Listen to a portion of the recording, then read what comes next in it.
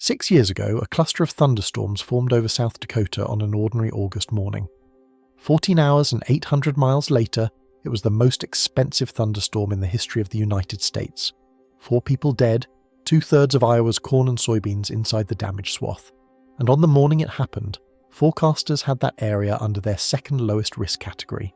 Tonight, the Storm Prediction Center has drawn a higher category than that across Wisconsin for tomorrow, and buried in the text underneath it are phrases that agency almost never publishes.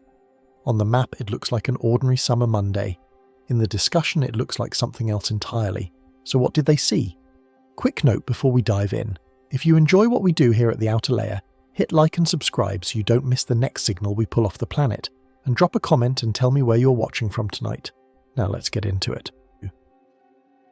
Part 1. The shape on the map. At 34 minutes past midnight Central Daylight Time on Sunday morning, a forecaster at the Storm Prediction Center in Norman, Oklahoma, pressed send on a document that almost nobody read. It was the Day 2 convective outlook. It covers tomorrow. Every day of the year, in the small hours of the morning, somebody at that office in Norman writes one, and most of them describe a country where nothing much is going to happen. Scattered storms here, a marginal risk there.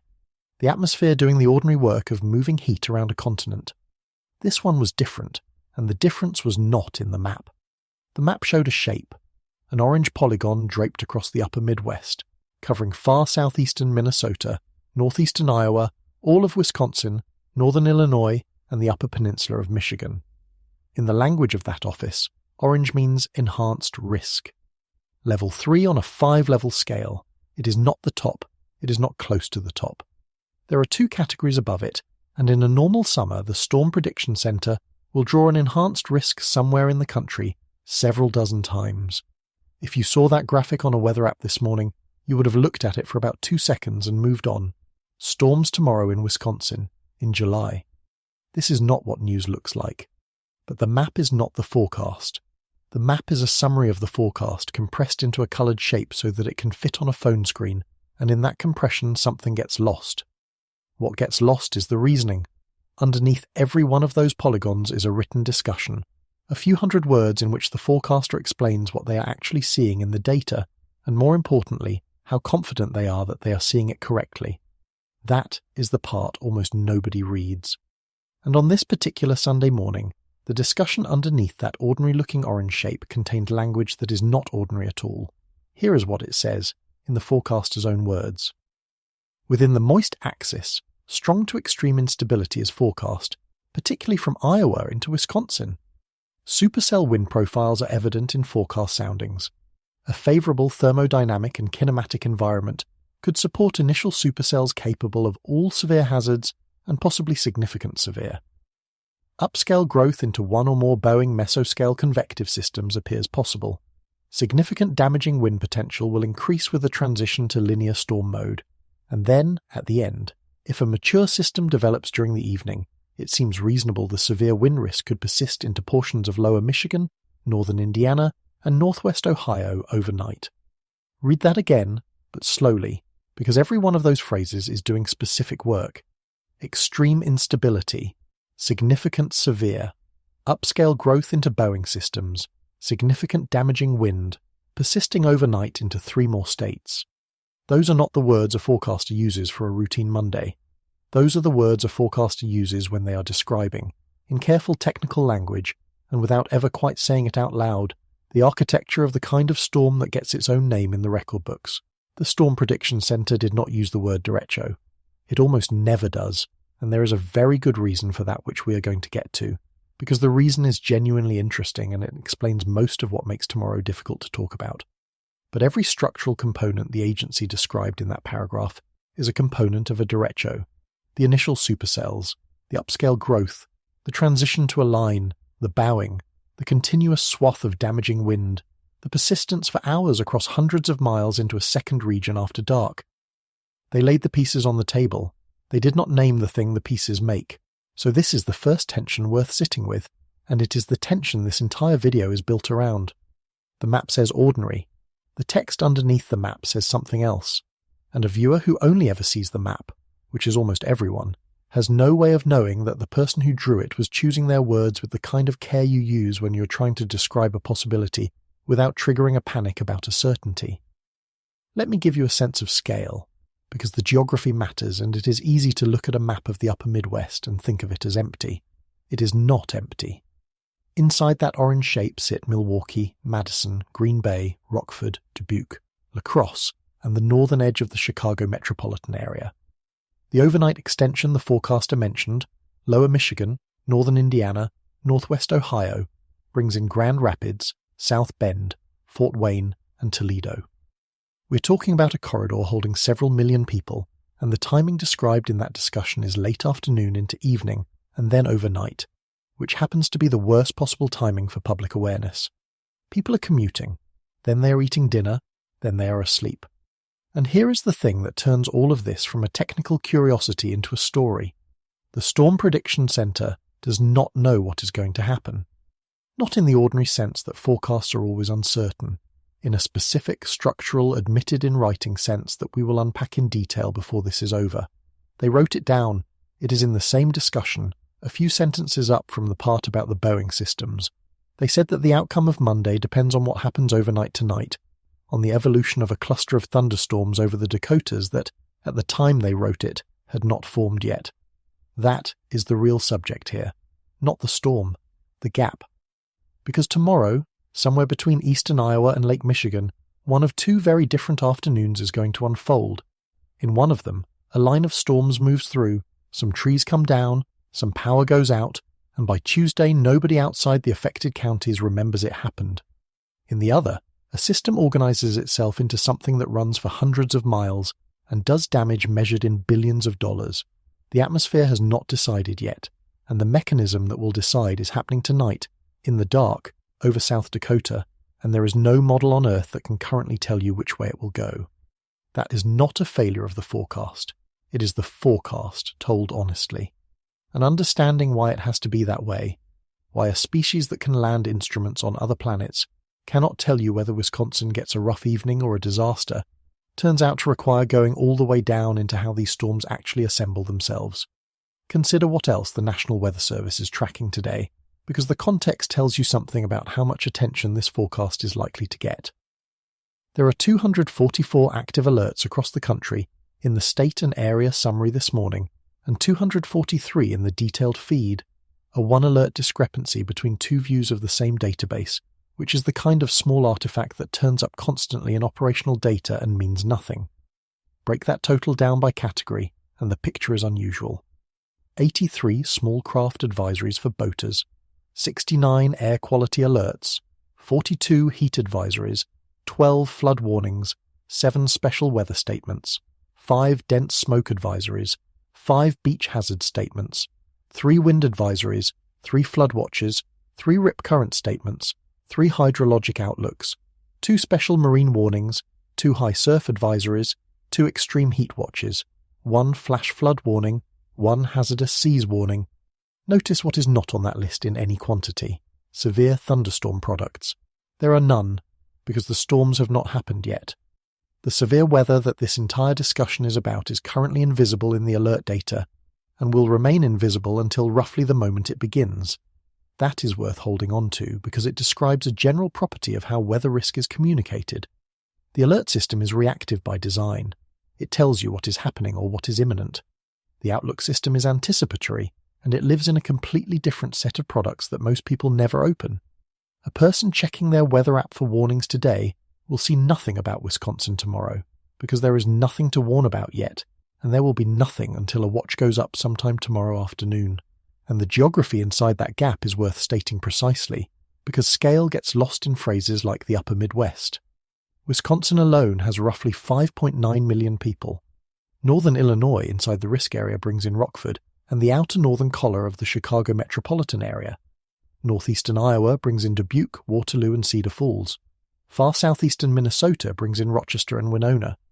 The Upper Peninsula of Michigan adds Marquette and Escanaba. Then add the overnight extension the outlook describes: lower Michigan, northern Indiana, northwest Ohio, and you have Grand Rapids, Lansing, Kalamazoo, South Bend, Fort Wayne, and Toledo entering the picture during the hours when a metropolitan area is at its least responsive. None of those places is currently under anything. Every one of them is inside a sentence written at midnight by a forecaster describing something that might not happen. We are going to do exactly that. But first there is a question that has to be answered before any of the rest of it makes sense, and it is a question hiding inside a phrase I read out a minute ago and moved past deliberately. What, precisely, does a forecaster mean when they write the words significant severe? Part 2. The words underneath the words. Severe, in American operational meteorology, is not an adjective. It is a threshold.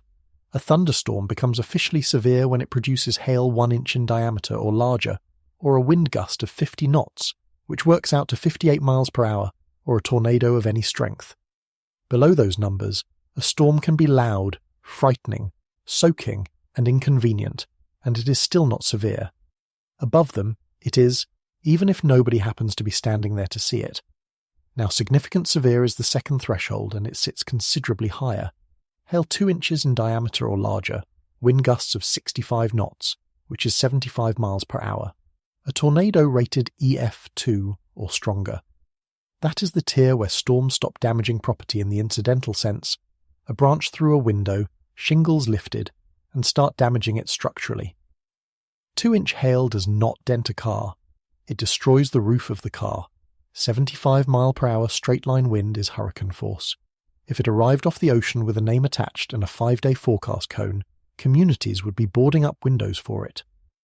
Arriving instead from a thunderstorm on a Monday evening in Wisconsin, it gets perhaps 40 minutes of notice. So when a forecaster writes that the environment could support supercells capable of all severe hazards, and possibly significant severe, they are saying something quite precise. They are saying that the ingredients present are sufficient not merely to cross the line, but to cross the second line, the one above it. Now take the next phrase, because this one is the load-bearing wall of the whole discussion. Upscale growth into one or more bowing mesoscale convective systems appears possible. A mesoscale convective system is what you get when individual thunderstorms stop behaving as individuals. In its ordinary life, a thunderstorm is a self-contained machine. It draws in warm, moist air at the bottom, lifts it, dumps rain and cold air out the back, and that cold air eventually undercuts its own inflow and kills it. 90 minutes, maybe 2 hours, and it is finished. That is the entire life cycle of a garden-variety summer storm, and it is why an afternoon of thunderstorms usually amounts to a couple of rough hours followed by a pleasant evening. But sometimes, under specific conditions, the storms merge. The cold air pouring out of one storm becomes the lifting mechanism that fires the next one along its edge. That storm's outflow fires another. The individual cells stop mattering, and what emerges is a single organized system that can be 100 miles long and can maintain itself for 8, 10, 12 hours, moving as one thing across multiple states. Meteorologists call that upscale growth. It is the phrase in that discussion that should get your attention, because it describes the moment a forecast stops being about thunderstorms and starts being about a weather event. Bowing describes the shape it takes on radar. A line of storms under the influence of strong flow at low levels does not stay straight. The middle of it accelerates ahead of the ends, and the line deforms into a curve, convex in the direction it is travelling. That bow is not cosmetic. It is the radar signature of a rear inflow jet, a river of air being drawn into the back of the system, accelerating forward, descending, and slamming into the ground at the leading edge.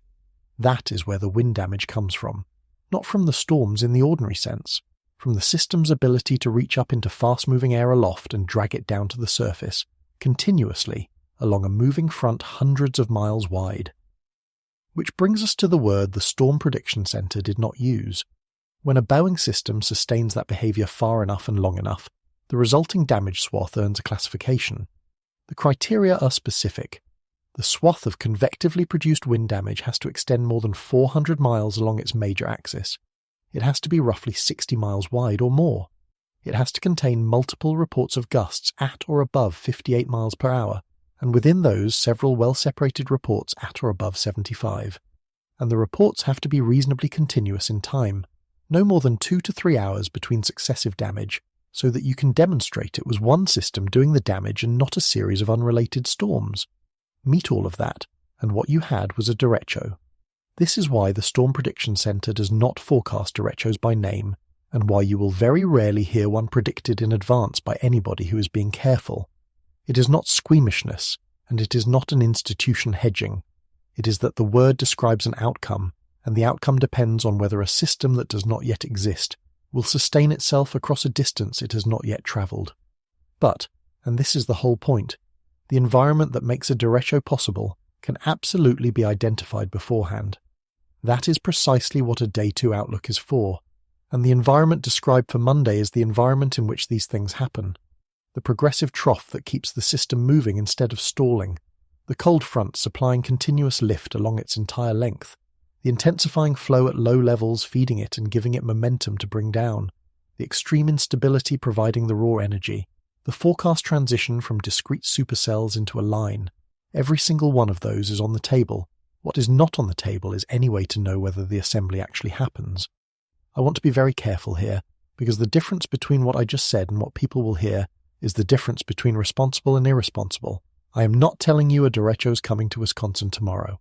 Nobody can tell you that, including the Storm Prediction Center, including every model that will run between now and then. Most enhanced risk days produce a few hours of rough weather and nothing more. That is the base rate, and it is worth holding on to. What I am telling you is that the forecast discussion published in the middle of the night describes a set of conditions that occasionally produces one of the most damaging non-tornadic events the atmosphere over North America can generate, that the agency chose unusually forceful language to describe those conditions, and that the corridor those conditions are pointed at contains several million people who mostly saw an orange shape on an app and thought, storms tomorrow. The gap between those two experiences of the same information is the thing I keep coming back to. The physics of the second threshold is worth making concrete, because the jump from severe to significant severe is not a jump in degree, it is a jump in what the object can do to a building. A hailstone falls at a speed set by the balance between gravity and air resistance, and because mass grows with the cube of diameter, while cross-sectional area grows only with the square, bigger stones fall disproportionately faster. A 1-inch stone, the severe threshold, descends at roughly 45 to 50 miles per hour. A 2-inch stone reaches something closer to 70. A 3.5-inch stone, the ceiling published for the Dakotas today, comes down at well over 100 miles per hour and weighs on the order of half a pound. The energy delivered on impact scales with mass times velocity squared, which means the 3.5-inch stone is not 3.5 times more damaging than the 1-inch stone. It is closer to 100 times more damaging. That is the entire reason a separate threshold exists. The same nonlinearity applies to wind. The force a moving fluid exerts on a surface goes as the square of its speed. A 58 mile per hour gust at the severe threshold exerts roughly twice the pressure of a 40 mile per hour gust. A 75 mile per hour gust exerts roughly 70% more than the 58. And a 100 mile per hour gust, well within what a bowing system can produce, exerts about 3 times the force of the severe threshold itself. That is why damage from these systems is so sharply bounded geographically. Along one part of a bowing line the wind is 60, and the damage is branches and shingles. 20 miles along the same line the wind is 100, and the damage is roofs, power poles, grain bins, and mature trees uprooted whole. Same storm, same hour. 2 entirely different events, separated by a difference in wind speed that sounds modest when you say it aloud. There is one more piece of vocabulary in that discussion worth decoding, because it appears in the phrase supercell wind profiles are evident in forecast soundings, and soundings are the most important object in severe weather forecasting that the public never sees. A sounding is a vertical profile of the atmosphere, temperature, humidity, and wind at every level from the ground to the stratosphere. Twice a day, at roughly 7 in the morning and 7 in the evening Eastern Time, weather balloons go up simultaneously from around 90 sites across the United States and hundreds more worldwide. And what they measure on the way up is the raw material from which every severe weather forecast is built. A forecast sounding is a model's prediction of what a balloon would measure at a given place and time. When a forecaster says supercell wind profiles are evident in forecast soundings, they mean they have looked at the predicted vertical wind structure for tomorrow afternoon over Iowa and Wisconsin and found the shape that produces rotating, long-lived storms. That is not an impression. It is a specific geometry, read off a specific chart, for a specific hour that has not arrived. So the ingredients are named. The vocabulary is decoded. What remains is the machinery, the actual physical arrangement of the atmosphere that is going to deliver all of this to one specific corridor on one specific afternoon. And that arrangement did not begin over Wisconsin. It began 2 days ago over the coast of British Columbia as something that no ordinary person would have looked at twice. Part 3. The machine being assembled. 3 a.m, Central Time in Romoville, Illinois. The overnight forecaster at the National Weather Service office that serves Chicago is looking at water vapor satellite imagery and writes this into the area forecast discussion.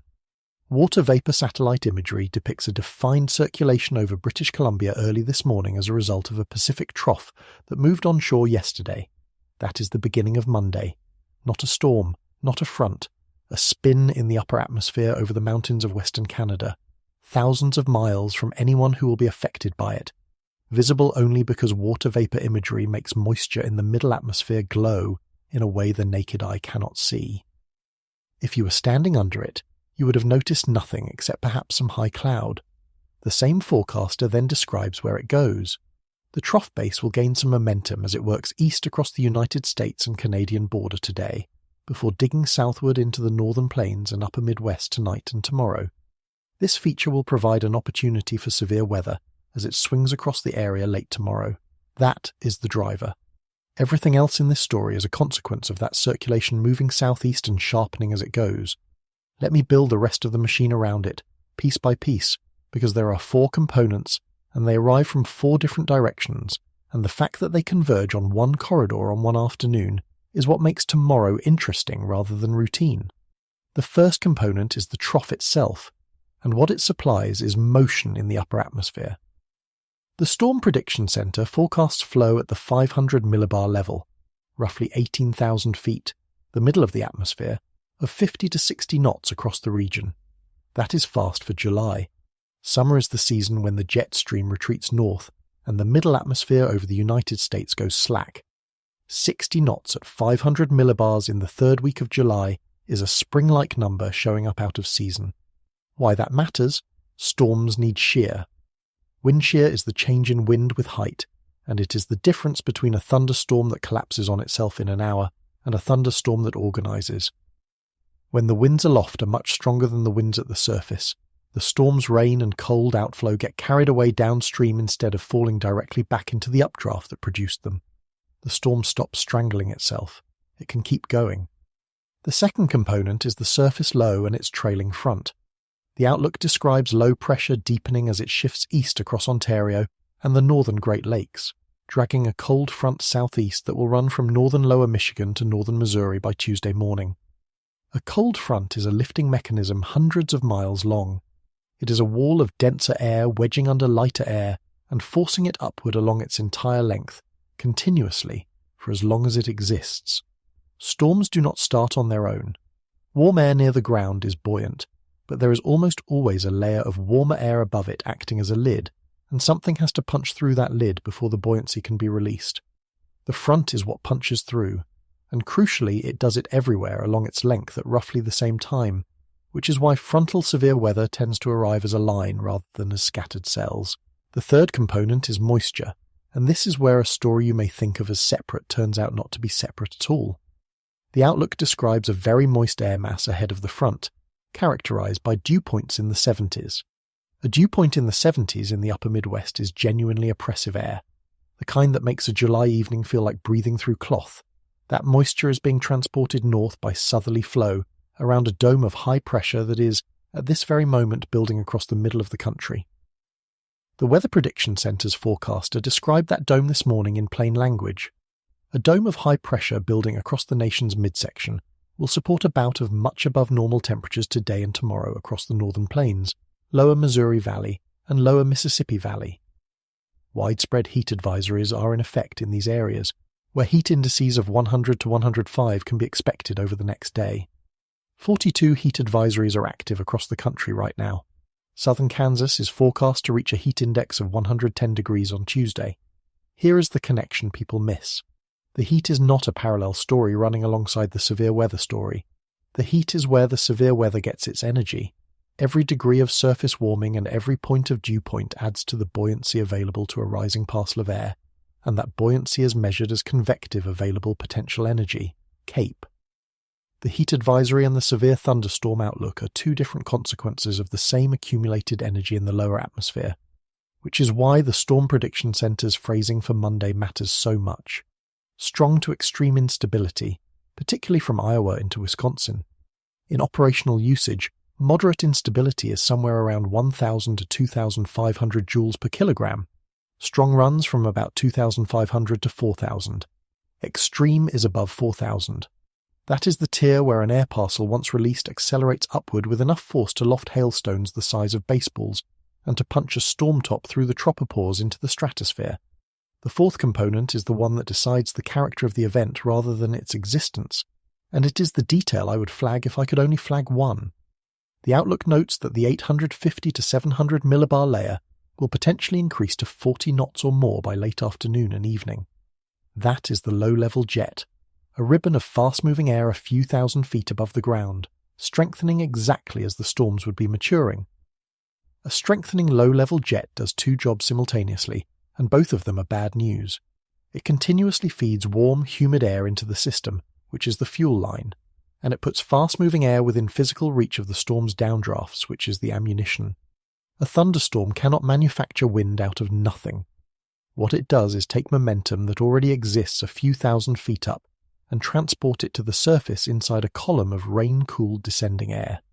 40 knots at 850 millibars is roughly 46 miles per hour of momentum sitting there, available, waiting to be brought down and accelerated further by the descent. So, a strengthening trough supplying shear and forward motion, a cold front supplying continuous lift along hundreds of miles, a heat dome supplying instability and moisture, a low-level jet supplying fuel and momentum, intensifying at exactly the wrong hour. 4 components, 4 origins: the coast of British Columbia, the interior of Canada, the middle of the United States, and the flow around a high, converging on eastern Iowa and Wisconsin, between roughly 3 in the afternoon and midnight tomorrow. That is the machine. Every piece of it is forecast with reasonable confidence, because these are large features, and large features are what models handle well. A trough is 1,000 miles across. A front is a continental-scale object. A heat dome shows up in every model run for a week in advance. The dew point number deserves more attention than it usually gets, because it is the single most underrated figure in severe weather forecasting, and most people have no intuitive sense of what it measures. Dew point is the temperature to which air must be cooled for its water vapor to begin condensing. It is an absolute measure of how much water is in the air, unlike relative humidity, which changes as the temperature changes even when the actual moisture content is fixed. A dew point of 50 is comfortable, 60 is noticeably humid, 65 is what most people would call muggy, 70 is oppressive, the kind of air where sweat stops evaporating and outdoor exertion becomes genuinely taxing. 70's dew points across Iowa and Wisconsin in the third week of July, which is what the outlook forecasts ahead of the front tomorrow, is Gulf Coast air relocated 1,800 miles north, and every one of those water molecules is a stored packet of energy. When water vapor condenses inside a rising column of air, it releases the latent heat that was absorbed when it evaporated off the Gulf of Mexico days earlier. That release warms the air around it, which makes it more buoyant, which makes it rise faster, which lifts more vapor, which condenses and releases more heat. The process is self-reinforcing, and it is the engine of every thunderstorm that has ever existed, which is why a few degrees of dew point matters so much. The relationship between temperature and the amount of vapor air can hold is not linear. It follows the Clausius-Clapeyron relation, and warmer air holds roughly 7% more water for each additional degree Celsius. So a modest increase in the temperature of the source region produces a disproportionate increase in the fuel available downstream. The heat dome the Weather Prediction Center described this morning is doing exactly that work. It is not merely making the region hot. It is warming the surface, driving evaporation, and then circulating that moisture northward around its western flank into the corridor where the front will meet it. Look at how far that heat extends and how long it lasts.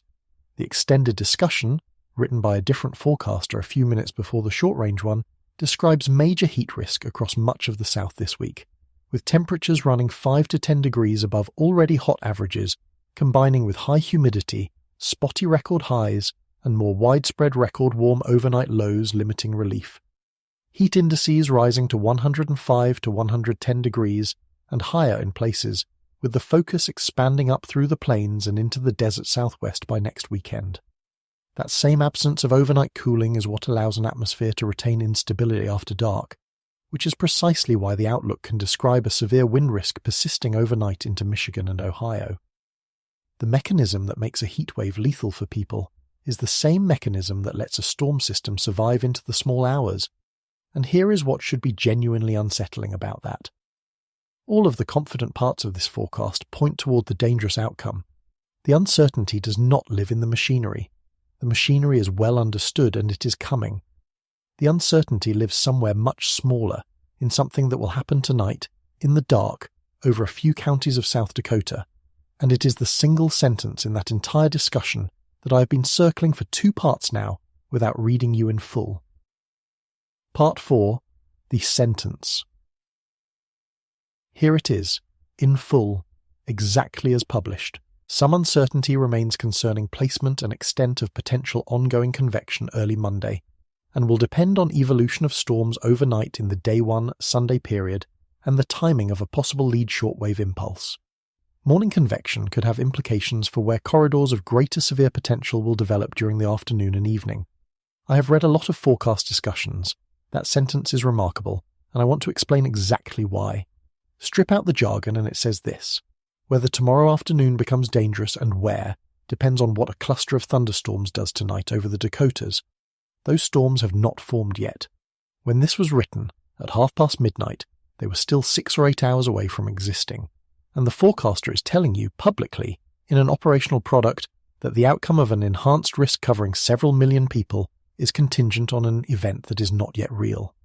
That is a forecast admitting that it is a forecast about a forecast. You will not often see an institution do that. The instinct in most organizations, when facing genuine uncertainty about a high-consequence outcome, is to smooth it, to pick a middle scenario and describe it with unearned confidence, because a confident wrong answer feels more professional than an honest uncertain one. The Storm Prediction Center did the opposite. They wrote down the branch point and named the thing they cannot see. So let us talk about why they cannot see it, because this is the physics that matters, and almost nobody explains it. The features I described in the last part, the trough, the front, the heat dome, the low-level jet, are what meteorologists call synoptic scale. They are 1,000 miles across. They evolve over days. They are sampled by weather balloons twice daily, by aircraft continuously, by satellites constantly, and they are represented in numerical models by many grid points each. When a model forecasts a trough, the trough is a large, well-resolved object living comfortably inside the model's ability to represent it. That is why the machinery of tomorrow is known with reasonable confidence. Thunderstorms are not synoptic scale. A single updraft might be 3 miles across. The boundary between rain-cooled air and undisturbed warm air can be a few hundred yards wide and can determine entirely where the next storm initiates. Those are features at or below the resolution of the models that are supposed to predict them, and they are features whose behavior depends on details of the previous storms that produced them. That is the chain. Tonight's storms produce cold air. The cold air spreads out along the ground as a pool with a leading edge. Where that leading edge ends up by sunrise determines where tomorrow's air is stable and where it is not. That determines where the sun can heat the ground effectively. That determines where instability rebuilds.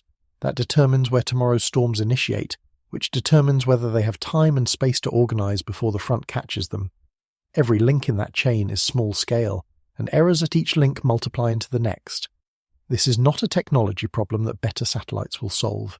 It is the property Edward Lorenz identified in the early 1960s, when he found that a weather model given inputs differing in the 4th decimal place would produce completely different weather a few weeks out. In the atmosphere, small differences do not stay small. They grow. For synoptic features, the horizon over which that growth stays manageable is roughly a week. For thunderstorm-scale features, it is a matter of hours, which means the forecaster in Norman, writing at midnight on Sunday, was working from a genuinely correct understanding of the limits of the science. The ingredients for Monday could be described with confidence, and the outcome could not be, and the honest thing to do was say both. Now, what actually branches? There are 3 ways tomorrow can go, and they are not evenly likely, but they are all live. The first is the clean scenario. Tonight's storms fire over the Dakotas, run east through the evening, and weaken overnight as the atmosphere over Minnesota stabilizes after dark, which is the ordinary behavior. Their cold pool washes out. By sunrise, there is nothing left of them except some high cloud that scatters by mid-morning.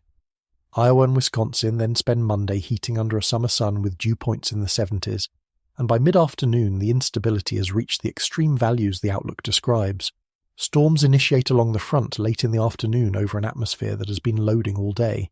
They organize, they line up, they run east into the evening. That is the scenario the enhanced risk is drawn for, and it is the one that produces the outcome the discussion is hinting at. The second is the suppression scenario. Tonight's cluster survives longer than expected. Instead of dying over Minnesota, it holds together and arrives over Iowa and Wisconsin during the morning as a decaying complex. Not severe, just a large area of rain and thick cloud. It leaves behind a pool of cool, stabilized air and a deck of cloud that blocks the sun for the critical midday hours. The atmosphere never recovers. When the front arrives in the afternoon, it moves into air that has only a fraction of the instability that was forecast. Storms are scattered and disorganized. By Tuesday morning, the enhanced risk looks like an overforecast, and somewhere on the internet somebody posts a screenshot of the orange map with a caption about how the weather service always exaggerates. Both of these are common.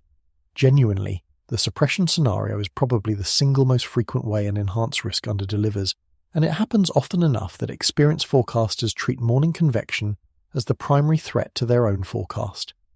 And then there is the third scenario, which is the one that does not get talked about, and which is the reason this discussion is worth an hour of anyone's attention. Tonight's storms decay, but they do not disappear cleanly. They leave behind an outflow boundary, the leading edge of their cold pool, and instead of washing out, that boundary stalls somewhere across Iowa or southern Wisconsin. The cloud clears behind it by late morning. The sun comes out on the warm side of the boundary and the atmosphere loads to its full potential. And now there is a shallow, nearly invisible line lying across the region, marking a sharp change in temperature and moisture. And along that line the low-level winds are converging and turning with height in a way they are not doing anywhere else. Storms initiate directly on it, and they initiate into an environment that has both the extreme instability of the clean scenario and an extra local enhancement of low-level shear that the clean scenario does not have. That is not the middle case between Scenario 1 and Scenario 2. That is worse than Scenario 1. And it is the pathway that shows up, again and again, in the post-event analyses of the events that surprised everyone. There is a number that makes the resolution problem concrete, and it explains why this particular gap is so stubborn. The operational models that produce severe weather guidance in the United States run at horizontal grid spacings of roughly 3 kilometers for the high-resolution short-range systems, and considerably coarser for the global models that provide the larger-scale picture. 3 kilometers sounds fine until you consider what it means to represent a feature on a grid. A thunderstorm updraft might be 3 to 5 kilometers across. On a 3-kilometer grid, that entire updraft is 1 or 2 grid points. You cannot represent the internal structure of an object with one data point. The model can tell you that convection is occurring in the vicinity. It cannot faithfully reproduce the updraft's geometry, its interaction with the surrounding wind, or the precise character of the downdraft it generates. The leading edge of a cold pool is worse. That boundary can be a few hundred meters wide, a tenth of a grid cell. It is a sharp discontinuity being represented by a system that has no way to hold a sharp discontinuity. What the model produces instead is a smeared version, spread across the nearest grid points, that is in roughly the right place with roughly the right strength. Roughly is not sufficient when the question is where that boundary will be sitting at 2 in the afternoon tomorrow, because a displacement of 50 miles moves the trigger point from central Iowa to the Wisconsin border, and that changes which cities are downstream. This is why forecasters do not run one model. They run ensembles, the same model executed dozens of times with slightly perturbed starting conditions, precisely because Lorenz showed that slightly different starts produce different outcomes. What comes back is not a forecast but a distribution. Some members organize the storms into a line over eastern Iowa. Some hold them scattered, some produce nothing of consequence until after dark. When those members agree, confidence is high. When they scatter, the forecaster is looking at exactly what the Day 2 discussion described, an environment that supports a dangerous outcome and a set of guidance that cannot agree on whether the environment gets realized. The honest translation of significant uncertainty in an outlook is usually this: the ensemble members disagree with each other, and the disagreement is not noise, it is the atmosphere genuinely sitting on a branch point. There is a further wrinkle that makes tomorrow harder than the average uncertain day, and the outlook names it directly: the timing of a possible lead shortwave impulse. A shortwave is a small ripple embedded in the larger flow. Where the main trough is 1,000 miles across and well resolved, a lead shortwave might be a couple hundred miles across, moving quickly, and its timing can be off by several hours in the guidance. If it arrives in the morning, it triggers the convection that contaminates the air mass. If it arrives at midday, it may reinforce the front at exactly the moment instability peaks. If it arrives late, it does nothing at all. 3 arrival times, 3 completely different Mondays, and a feature small enough that its timing is genuinely uncertain 30 hours out. The Chicago office described the same feature in different words this morning, calling it a decaying shortwave that will get swallowed up by the trough over the northern plains later today. Swallowed up is doing a lot of work in that sentence. What happens to a small wave when it merges with a larger one is a question about how energy redistributes across scales, and it is not the sort of thing that resolves cleanly in a forecast. So the branch is not good outcome versus bad outcome with a coin flip in the middle. It is a 3-way split in which the messiest looking version of tonight can produce the most dangerous version of tomorrow, and in which the thing that decides it is a pool of cold air a few thousand feet thick whose leading edge nobody can currently locate because it does not exist. Everything about tomorrow now reduces to a question about tonight, and to understand what tonight is going to look like, we have to go to the Dakotas, where the Storm Prediction Center has drawn a much less alarming shape on the map and has quietly attached to it a number that stopped me cold. Part 5. 3.5 inches. 3.5 inches. That is the number the Storm Prediction Center published this morning for the maximum hail size possible today over the Dakotas, and it is the number that tells you these are not ordinary storms forming tonight. 3.5 inches in diameter is bigger than a baseball. It is approaching softball size. A hailstone that large weighs somewhere in the neighborhood of half a pound and falls at well over 100 miles per hour. It does not dent a roof. It goes through a roof. It does not crack a windshield. It removes the windshield. In a wheat or cornfield, it is a total loss event for whatever it touches, and for livestock caught in the open, it is lethal. And here is what makes it unusual as a published forecast. That number appears inside a slight risk. Level 2 of 5. The category below the one covering Wisconsin tomorrow. Forecasters do not put a 3.5-inch ceiling in a slight risk casually. It is a specific claim about what the forecast soundings can support, and it only appears when the numbers genuinely justify it. So let me lay out what tonight's setup actually looks like, because these storms are the hinge on which everything else turns. The Day 1 convective outlook was issued at 46 minutes past 7, Central Time, Sunday morning, by forecasters Smith and Broyles. It places a slight risk from the Dakotas into western Minnesota and a separate slight risk from North Georgia into southern Virginia. 2 ends of the same continental front doing different things. The Dakotas portion reads as follows: a mid-level anticyclone remaining centered over the central Rockies, while an upper speed maximum intensifies and overspreads Montana eastward into Minnesota. An associated mid-level trough initially over Alberta, pivoting east-southeast into Manitoba and the nearby portions of North Dakota and Minnesota.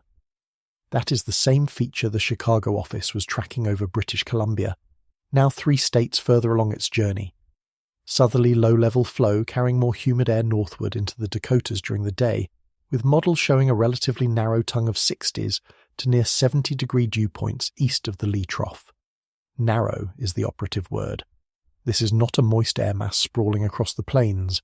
It is a ribbon, and where storms initiate relative to that ribbon matters enormously.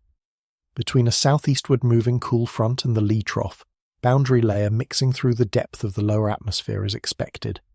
Models generally showing 1,500 to 3,000 joules per kilogram of instability over the Dakotas by mid-afternoon. And then the number that does most of the work, beneath 70 to 90 knot westerly flow at the 200 millibar level. 200 millibars is about 39,000 feet, cruising altitude for a commercial jet.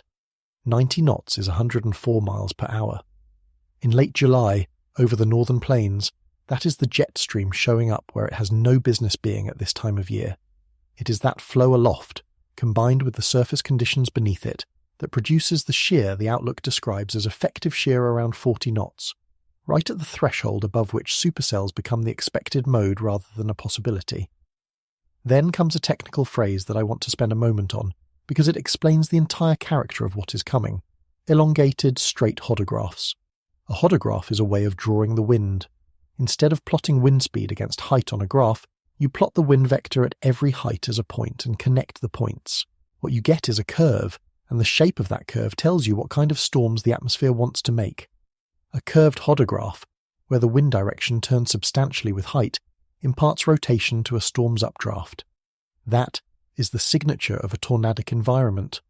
A straight, elongated hodograph, where the wind gets much faster with height but does not change direction much, does something different.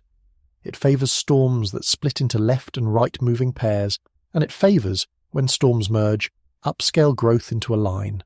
Straight hodographs make wind events, curved hodographs make tornadoes, which is exactly why the Outlook's headline hazard for tomorrow is swaths of damaging winds, with isolated large hail as well, rather than a tornado threat. The atmosphere is configured to produce a linear wind-driven system, not a field of rotating supercells. And the fact that the same configuration is already present tonight over the Dakotas is not a coincidence. It is the same atmosphere, one day earlier, one state to the west. Here is how the Outlook expects tonight to unfold. Widely scattered thunderstorms developing across the Dakotas by mid to late afternoon as convective inhibition erodes, meaning as the lid burns off. Elongated straight hodographs and 40-knot effective shear supporting an initial supercell mode. Very large hail, 1 to 3.5 inches, possible with a few of these supercells. Then, and this is the sentence to hold on to, as additional storms develop toward the early evening, convective outflow and additional storm mergers may lead to upscale growth of a severe wind-producing linear cluster, most probable over eastern North Dakota into neighboring South Dakota and Minnesota. Peak gusts with this activity are forecast in the 60 to 85 mile per hour range, 85 miles per hour, tonight, in the Dakotas. That is above the significant severe threshold, and it is forecast to come from a linear cluster produced by exactly the upscale growth process that tomorrow's forecast hinges on. So the thing that will decide whether Monday becomes dangerous is not some abstract atmospheric bookkeeping.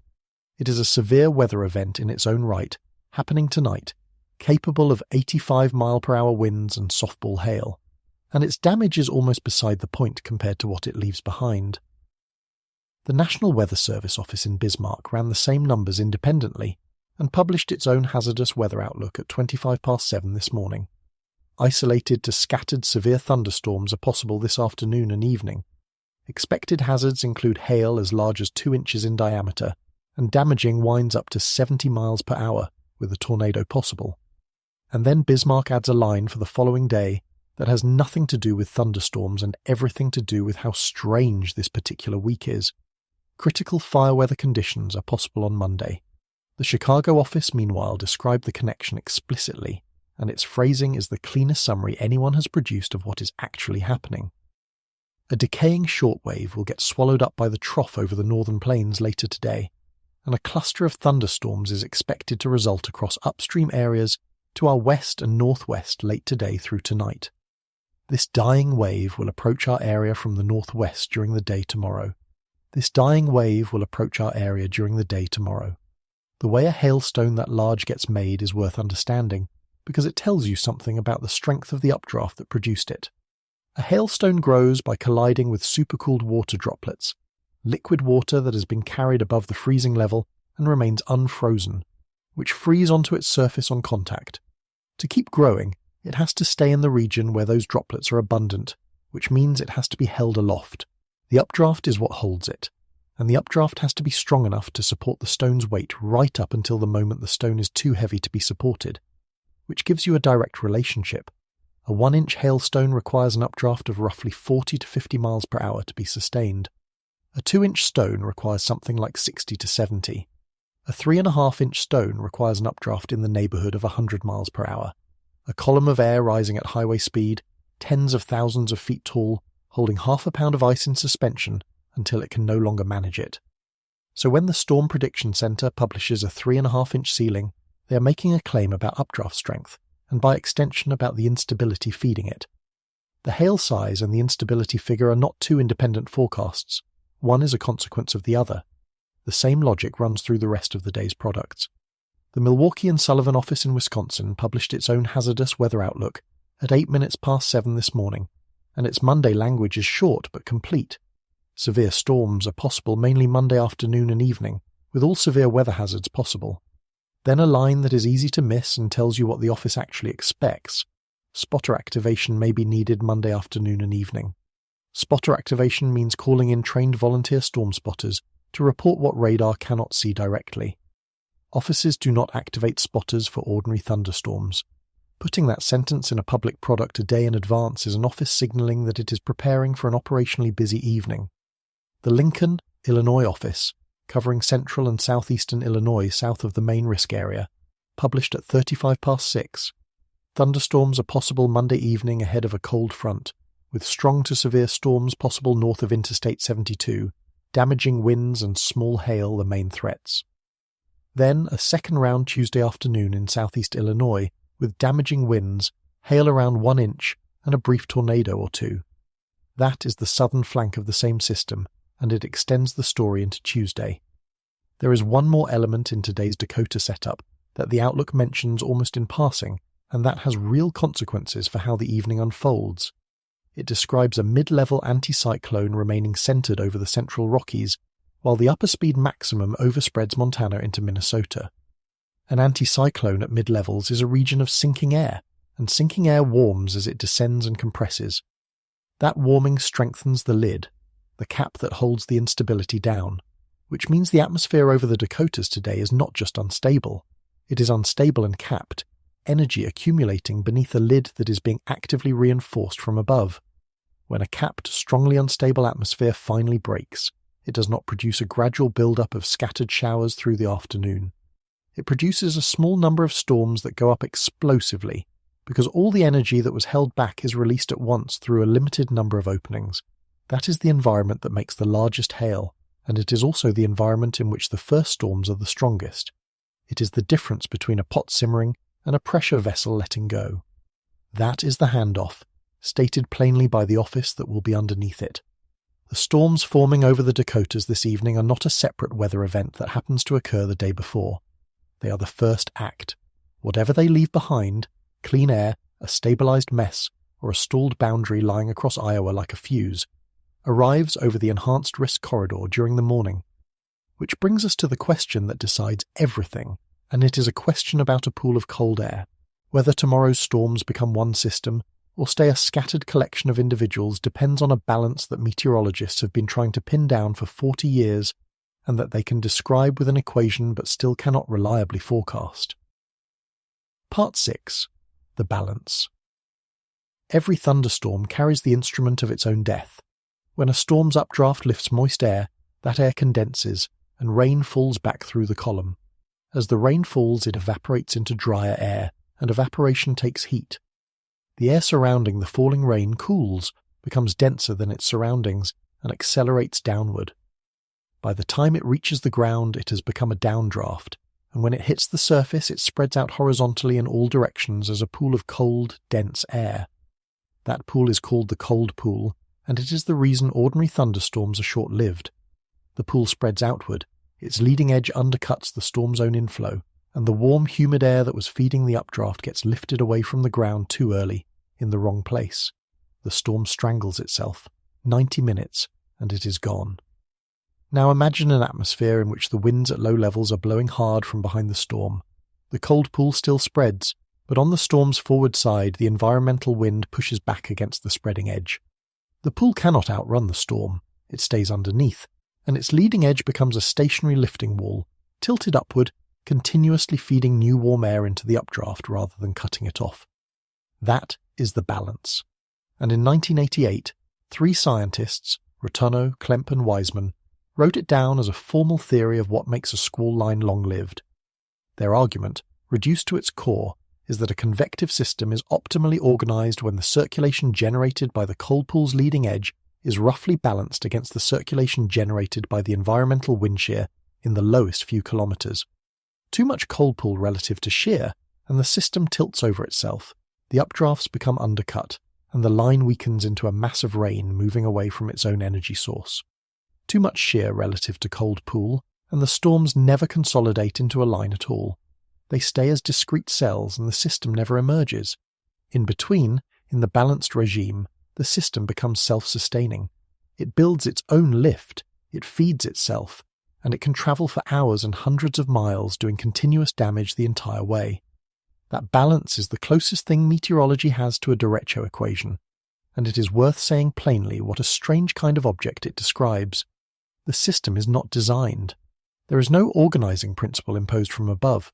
What happens is that a collection of individual storms, each following simple local rules about buoyancy and pressure, happens to arrange itself into a configuration that turns out to be stable, and once it is stable, it persists far beyond the lifetime of any of its parts. The storms that started it are long dead by the time it reaches Ohio. The system outlives every component that built it. That is what emergence means, and it is why derechos are so much harder to forecast than tornadoes. A tornadic supercell is, in a sense, the storm meteorology understands best. It has a recognizable radar signature. It propagates predictably. Its life cycle has been characterized in exhaustive detail. When the environmental parameters line up for supercells, you get supercells, and forecasters can say so with reasonable confidence. A derecho is different in kind. Nothing in the environment guarantees it. The environment can only permit it. Whether it actually happens depends on whether a specific balance gets struck between a cold pool that does not yet exist and a wind field that will have evolved by the time the pool forms, and on the geometry of how the first storms happen to arrange themselves relative to each other in the first hour, which is why you can have 2 days with nearly identical soundings, and one of them produces a line of storms that fizzles by dinner, and the other produces a damage swath from Nebraska to Ohio. And it is why, when the forecaster wrote that upscale growth into one or more Boeing systems appears possible, that word, possible, was chosen with precision. Not likely, not expected. Possible. The environment permits it. The environment cannot promise it. Now let me connect this back to the branch we set up, because the cold pool is the thread running through both nights. Tonight's storms over the Dakotas will build a cold pool, that is guaranteed, every thunderstorm does. What is not guaranteed is what happens to it. If the pool spreads out, thins, and mixes away overnight, it is gone by morning, and tomorrow starts clean. If it holds together and drifts southeast under a deck of cloud, it becomes the stabilized air mass that suppresses Monday.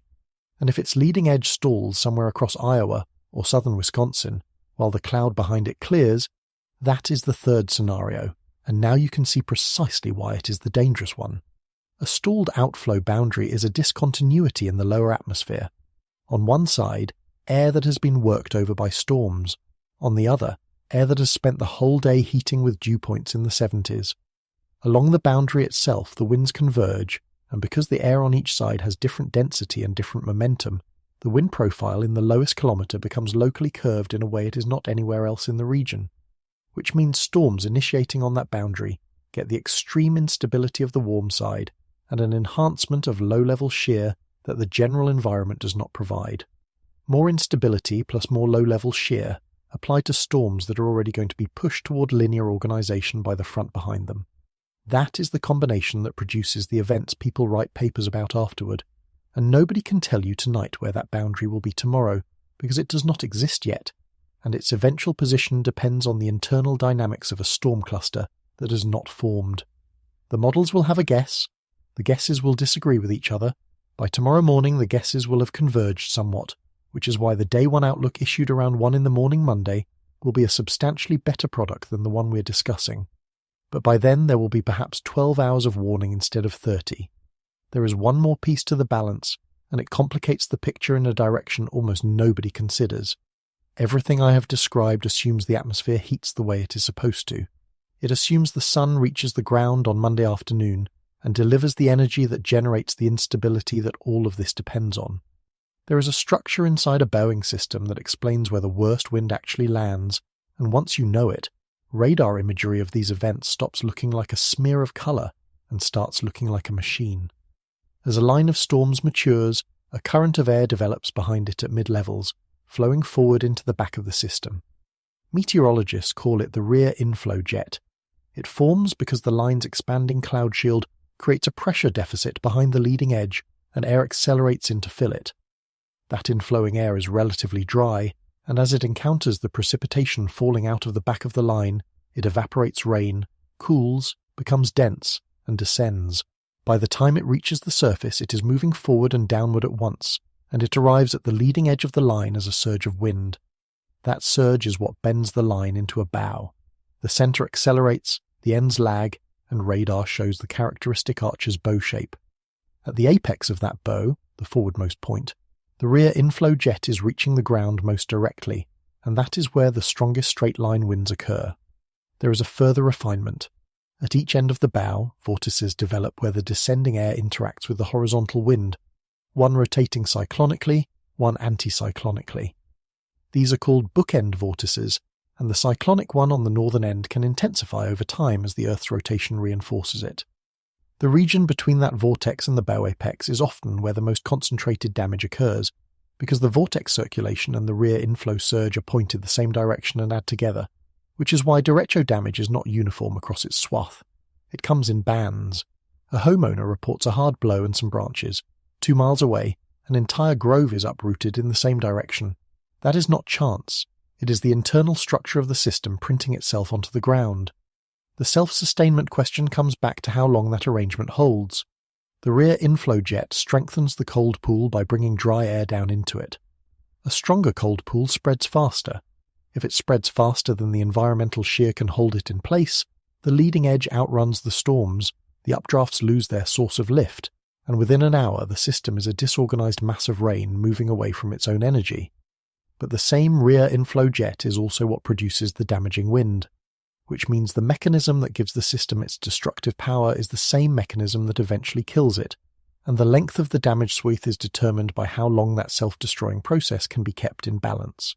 And the reason forecasters cannot promise one in advance is that the balance depends on the interaction between a cold pool of unknown eventual strength and a shear profile that is itself evolving through the evening as the low-level jet intensifies. Two moving quantities, each affecting the other, with the outcome sensitive to both. The theory Rotuno, Klemp and Wiseman published in 1988 describes that balance precisely enough to write down. It has been refined, argued over, and tested in idealized simulations for nearly 4 decades. And it still does not let anyone tell you on Sunday night what will happen on Monday evening, because knowing the equation is not the same as knowing the inputs.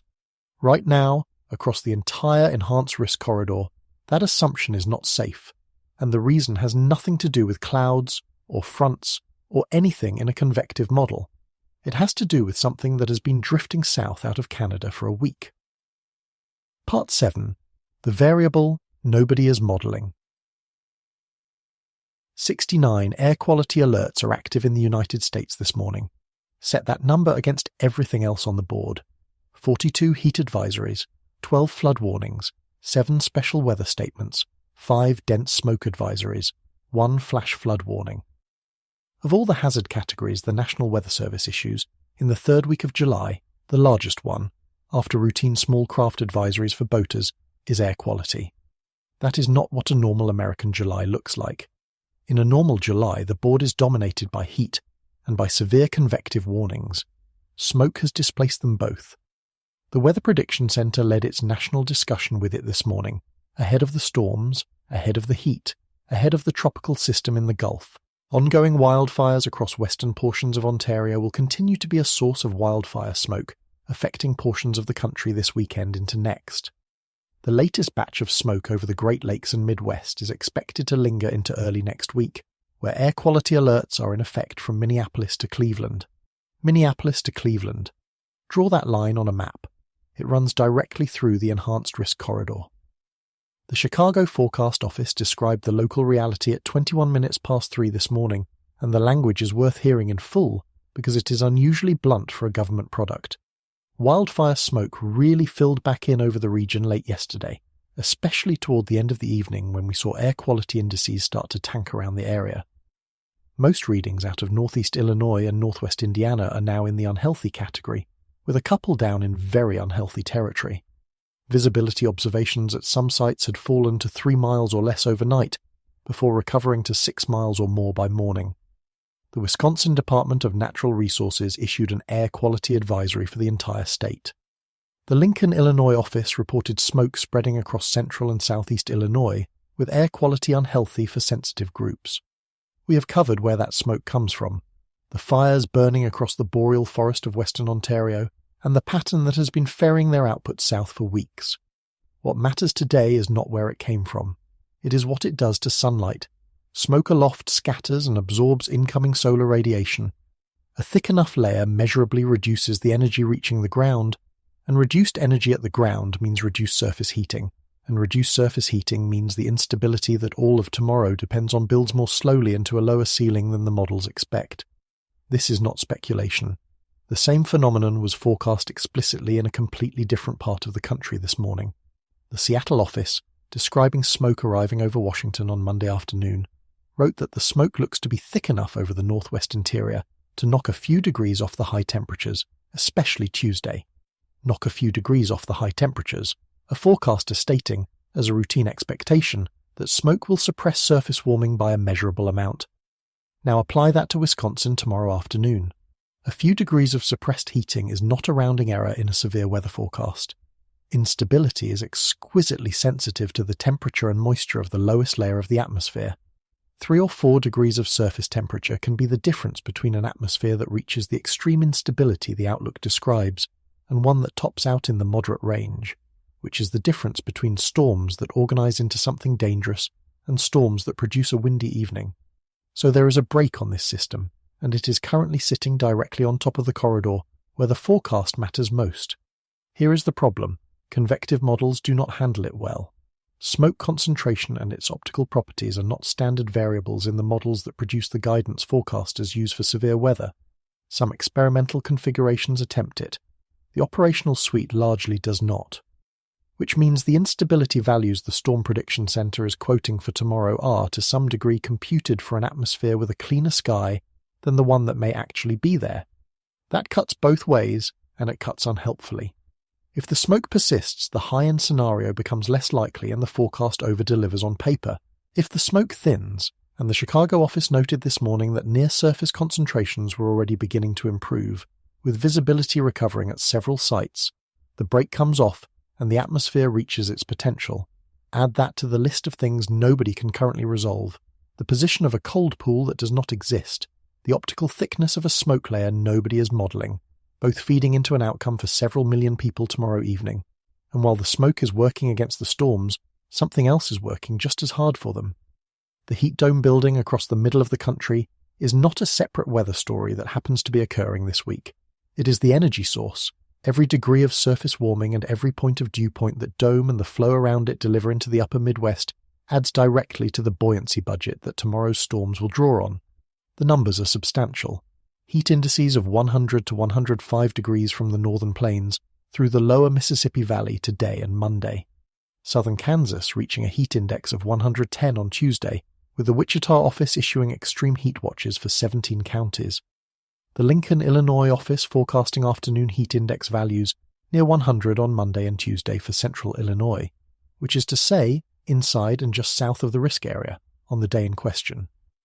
And looking a few days further out, the extended discussion describes major heat risk over much of the south this week, with temperatures running 5 to 10 degrees above already hot averages, spotty record highs, and more widespread record warm overnight lows, expanding into the plains and the desert southwest by next weekend. That is the shape of the thing. A dome pumping heat and moisture into the region from the south, a trough arriving from the northwest to shear and lift it, smoke drifting overhead from the north, quietly working against the whole arrangement, and a front sweeping through the middle of it tomorrow afternoon. 4 processes, 4 directions, 1 corridor.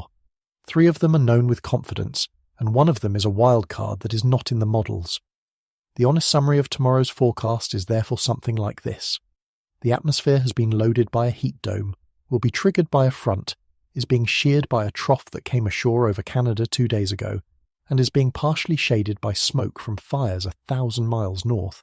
And whether it produces an ordinary evening of storms or something that gets written about depends on a cold pool forming tonight in South Dakota, and on how much sunlight gets through tomorrow. That is what a genuinely uncertain forecast looks like when you take it apart. Not a shrug, not vagueness. A precise inventory of exactly which pieces are known and exactly which are not. The scale of what is burning north of the border puts the smoke figure in perspective, and the American fire picture underneath it is doing something odd of its own. The National Interagency Fire Center lists 10 large active wildfires in the United States today. The Babylon Fire in Utah stands at 107,173 acres, 93% contained, discovered on the 26th of June. Aspen Acres in Colorado is at 100,224 acres, 61% contained, discovered the 29th. Cottonwood in Utah covers 97,464 acres at 90%. Ferris in Colorado, 64,881 acres at 83%. The Iron Fire in Utah, 41,842 acres fully contained. Those are the mature fires, mostly wound down. Then there are the new ones, and they are moving fast. The Hogue Fire in Oregon reached 50,403 acres at 50% containment, discovered on the 16th of July, 3 days ago. Kaiser Canyon in Washington, discovered the same day, has reached 38,225 acres at 0% containment.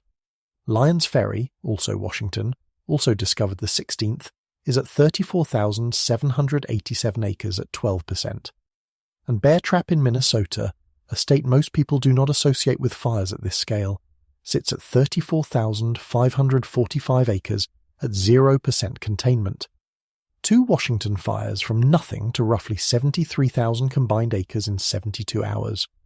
NASA's Satellite Fire Detection System counted 2,377 thermal hotspots across the region in the last 24 hours, though none were flagged as high intensity in the feed as supplied, an internal inconsistency in the data worth flagging rather than repeating as fact. What all of that produces is a great deal of particulate matter in the middle atmosphere, drifting on the same flow that is delivering everything else in this story, and it is producing a genuinely strange overlay on the severe weather setup. The corridor where the atmosphere needs to heat efficiently tomorrow afternoon is the corridor currently under an air quality alert. The state of Wisconsin, the geographic center of the enhanced risk, is under a statewide advisory from its own Department of Natural Resources. The Chicago office noted something important about the trajectory, though, and it complicates the picture in the unhelpful direction. Near-surface smoke concentrations were already beginning to thin out again by early morning. Visibility observations had been trending upward for several hours, with a handful of sites recovering to 6 miles or more from 3 or less earlier in the night. The office expected elevated readings to persist through the day, but noted improvements were underway. If that trend continues through tomorrow morning, the break comes off precisely when it matters. The atmosphere gets its sunlight, the instability builds to the forecast values, and the smoke becomes a footnote rather than a factor. If it does not, and the Ontario fires keep feeding the plumes south on the same conveyor that has been running for a week, then the extreme instability the outlook describes may simply never materialize, and tomorrow becomes a moderate severe weather day that nobody thinks about again. Neither of those outcomes is currently predictable, and neither is represented in the convective guidance the forecast is built on. It is a second unresolved variable sitting on top of the first one, and it is the reason the Day 2 product was written with the hedging it was written with. 2 unknowns, both mesoscale, both resolving overnight, both pointed at the same afternoon. Now, to understand why any of this deserves your attention, why an enhanced risk in July is worth an hour rather than a glance, you need to know what this specific corridor is capable of. Because 6 years ago, almost to the week, a cluster of thunderstorms formed over South Dakota on a summer morning under a forecast that looked entirely ordinary. By that evening it had become the most expensive thunderstorm in the history of the United States. Part 8. August 10th. It started in South Dakota.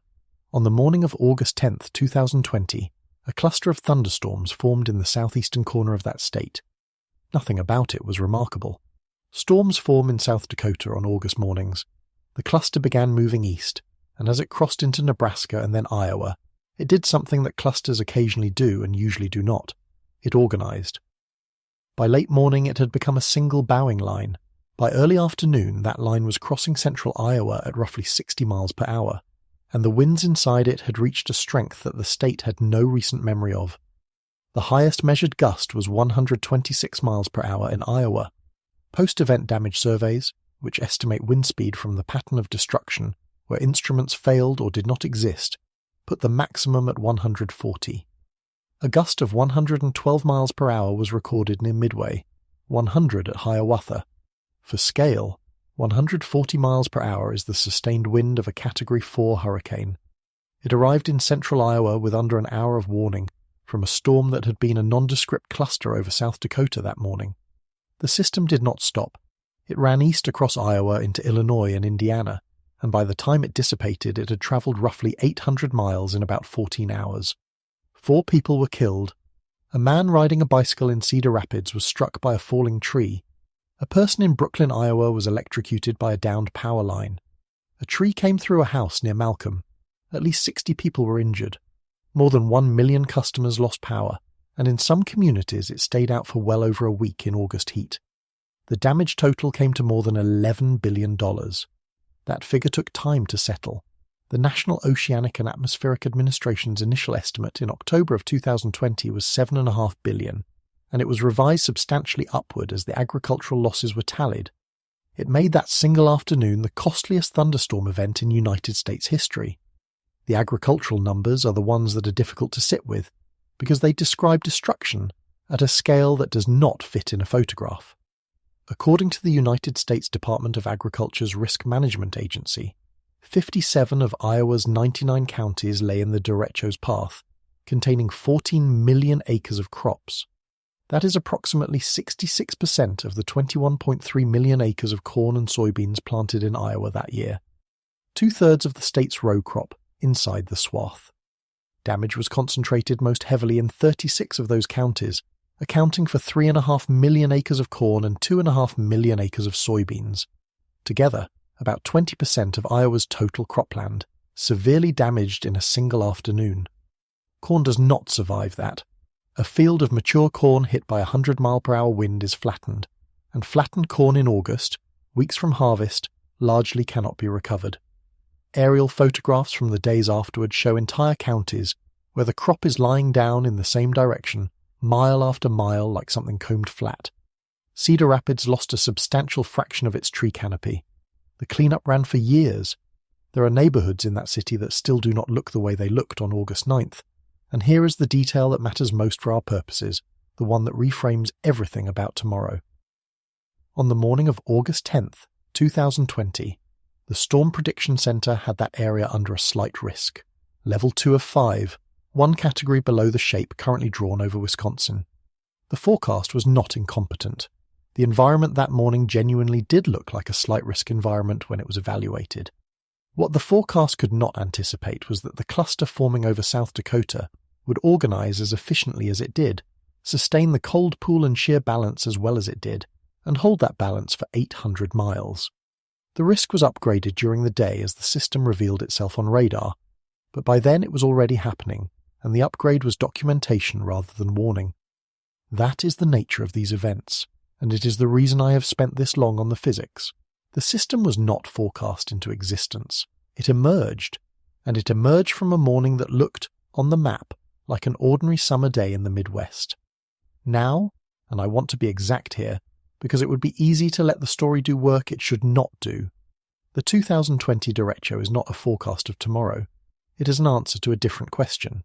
The question is, what is this corridor capable of producing?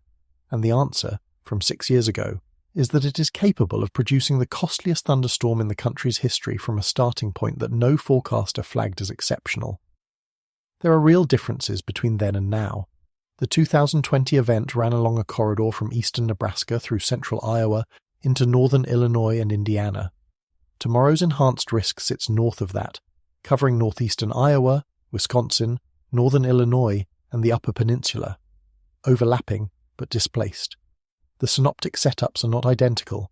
August and July are not the same month for crop vulnerability, and corn in the 3rd week of July is shorter and less top-heavy than corn in the 2nd week of August. There is also a difference that runs the other way, and it is uncomfortable. Tomorrow's event is being forecast under an enhanced risk, one category higher than what was in place on the morning of the 2020 event, with explicit published language about significant severe potential and upscale growth into Boeing systems. The Storm Prediction Center is saying more about tomorrow in advance than it was able to say about August 10th on the morning of August 10th. Whether that means tomorrow is more dangerous or simply better anticipated is genuinely unclear. Forecasting has improved in 6 years, model resolution has improved, the understanding of upscale growth has improved. It is entirely possible that the higher category and the more forceful language reflect better science rather than a worse atmosphere. But it is also worth holding both possibilities at once and noticing which one the language leans toward. Most enhanced risk days do not produce derechos. That has to be said clearly and repeatedly, because the alternative is the kind of fear-first coverage that trains people to stop listening. The overwhelming majority of the time, an enhanced risk delivers a few hours of strong storms, some scattered damage, and a normal Tuesday.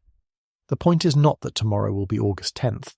The point is that August 10th also started as an ordinary morning in the upper Midwest, with an orange shape on a map that nobody looked at twice, and that the forecasters who published tomorrow's outlook know that history better than anyone, which is very likely why the language they chose reads the way it does. The timeline of that day is worth walking through hour by hour, because the speed is the part that does not survive summary. The cluster was over southeastern South Dakota in the morning. It crossed into Iowa before midday. By early afternoon it was through Cedar Rapids. By late afternoon it was in Illinois. By evening it was crossing Indiana, roughly 800 miles in about 14 hours, which is an average forward speed of nearly 60 miles per hour sustained across most of a day. For a city in its path, that meant the entire event, from the first gust to the last, lasted perhaps 30 to 45 minutes. Cedar Rapids experienced something equivalent to a Category 4 hurricane's wind field, and it was over before the emergency response could be organised, in a city that had received no meaningful advance notice that the day would be different from any other August Monday. The recovery numbers tell the second half of the story. More than 1 million customers lost power at peak. In parts of eastern Iowa, restoration took well over a week, during August, in a region where daytime temperatures were in the high 80s and the trees that would ordinarily provide shade were lying in the streets. Cedar Rapids lost an enormous share of its urban tree canopy in a single afternoon. Estimates at the time put the loss at more than half the city's trees. Those are not replaceable on any human timescale. A mature oak in a residential neighbourhood represents 70 or 80 years of growth, and the city planted saplings. The agricultural loss unfolded more slowly and hurt longer. Corn in the second week of August is at or near its maximum height and is top-heavy with developing ears. When wind of that strength moves through, the stalks either snap partway up or lodge, meaning they lie over from the root. Snapped corn is a total loss. Lodged corn can sometimes be harvested with specialised equipment at reduced yield and much higher cost, and much of it cannot be harvested at all. Aerial imagery from the days after showed county after county where the crop lay flat in a single direction, the pattern preserved across mile after mile like something combed. That uniformity is itself diagnostic. It is the signature of straight-line wind rather than rotation, and it is how survey teams distinguish derecho damage from tornado damage in the field. What makes the 2020 event structurally relevant to tomorrow is not the damage total. It is the sequence. A cluster forms in South Dakota. It moves east. It organizes on the way. It reaches its mature form over a state that had been given no specific advance notice. And the reason no specific notice existed is that the organization happened during the event, not before it, in exactly the emergent way we have spent this hour describing. Every forecaster working the upper Midwest knows that history. It is 6 years old. It is within the professional memory of everyone in those offices, and it happened in the corridor immediately south of the one under tomorrow's enhanced risk. I do not think it is possible to read the language in that Day 2 discussion. Significant severe upscale growth, one or more bowing systems, significant damaging wind, persistence overnight, without hearing someone who has that day in mind and is choosing their words to be accurate rather than alarming, while making sure the accurate version is forceful enough that somebody reads it. Which raises a question I have been avoiding, and it is the one that determines whether any of this is actually useful to you rather than merely interesting. If most of these days amount to nothing, and the one that did not was under a lower risk category than tomorrow, Then what exactly is a person supposed to do with a forecast like this? Part 9. What a probability is actually telling you. There is a failure mode in how forecasts get received, and it is not the public's fault. It is a design problem. A risk category is a probability statement wearing the costume of a prediction. Enhanced risk does not mean severe weather will occur. It means the probability of organised severe weather within 25 miles of any given point in that area has crossed a threshold. For wind, that threshold is roughly a 30% chance, with an added expectation of significant severe within a smaller portion of it. 30%. Read that as a forecaster reads it. 7 times out of 10, at any given point inside that polygon, nothing severe happens at all. And that is the mismatch that quietly poisons the whole system. The forecast is honest, it is a probability, but it is delivered as a coloured shape with a scary-sounding name, and the human brain does not process coloured shapes as probabilities. It processes them as claims. So when a person inside the polygon experiences an ordinary evening, which is the most likely single outcome for them personally, they do not conclude that a 30% event did not occur at their location. They conclude that the forecast was wrong.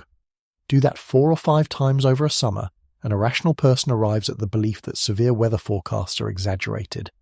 That belief is built from real evidence. It is just the wrong inference drawn from correct observations. The correct inference is harder to hold. The forecast was right every time, including the times nothing happened, because it never claimed something would happen. It claimed the odds had shifted. I go into this because it determines what tomorrow is actually asking of anyone in that corridor, and the answer is more modest and more useful than people expect. It is not asking anyone to panic. It is not asking anyone to cancel anything. What it is asking is that people not be surprised, that they know before Monday afternoon that there is a meaningful probability of a fast-moving line of storms arriving in the evening, with wind capable of taking down trees and power lines across a wide area, and that they have a way of being told when it becomes specific.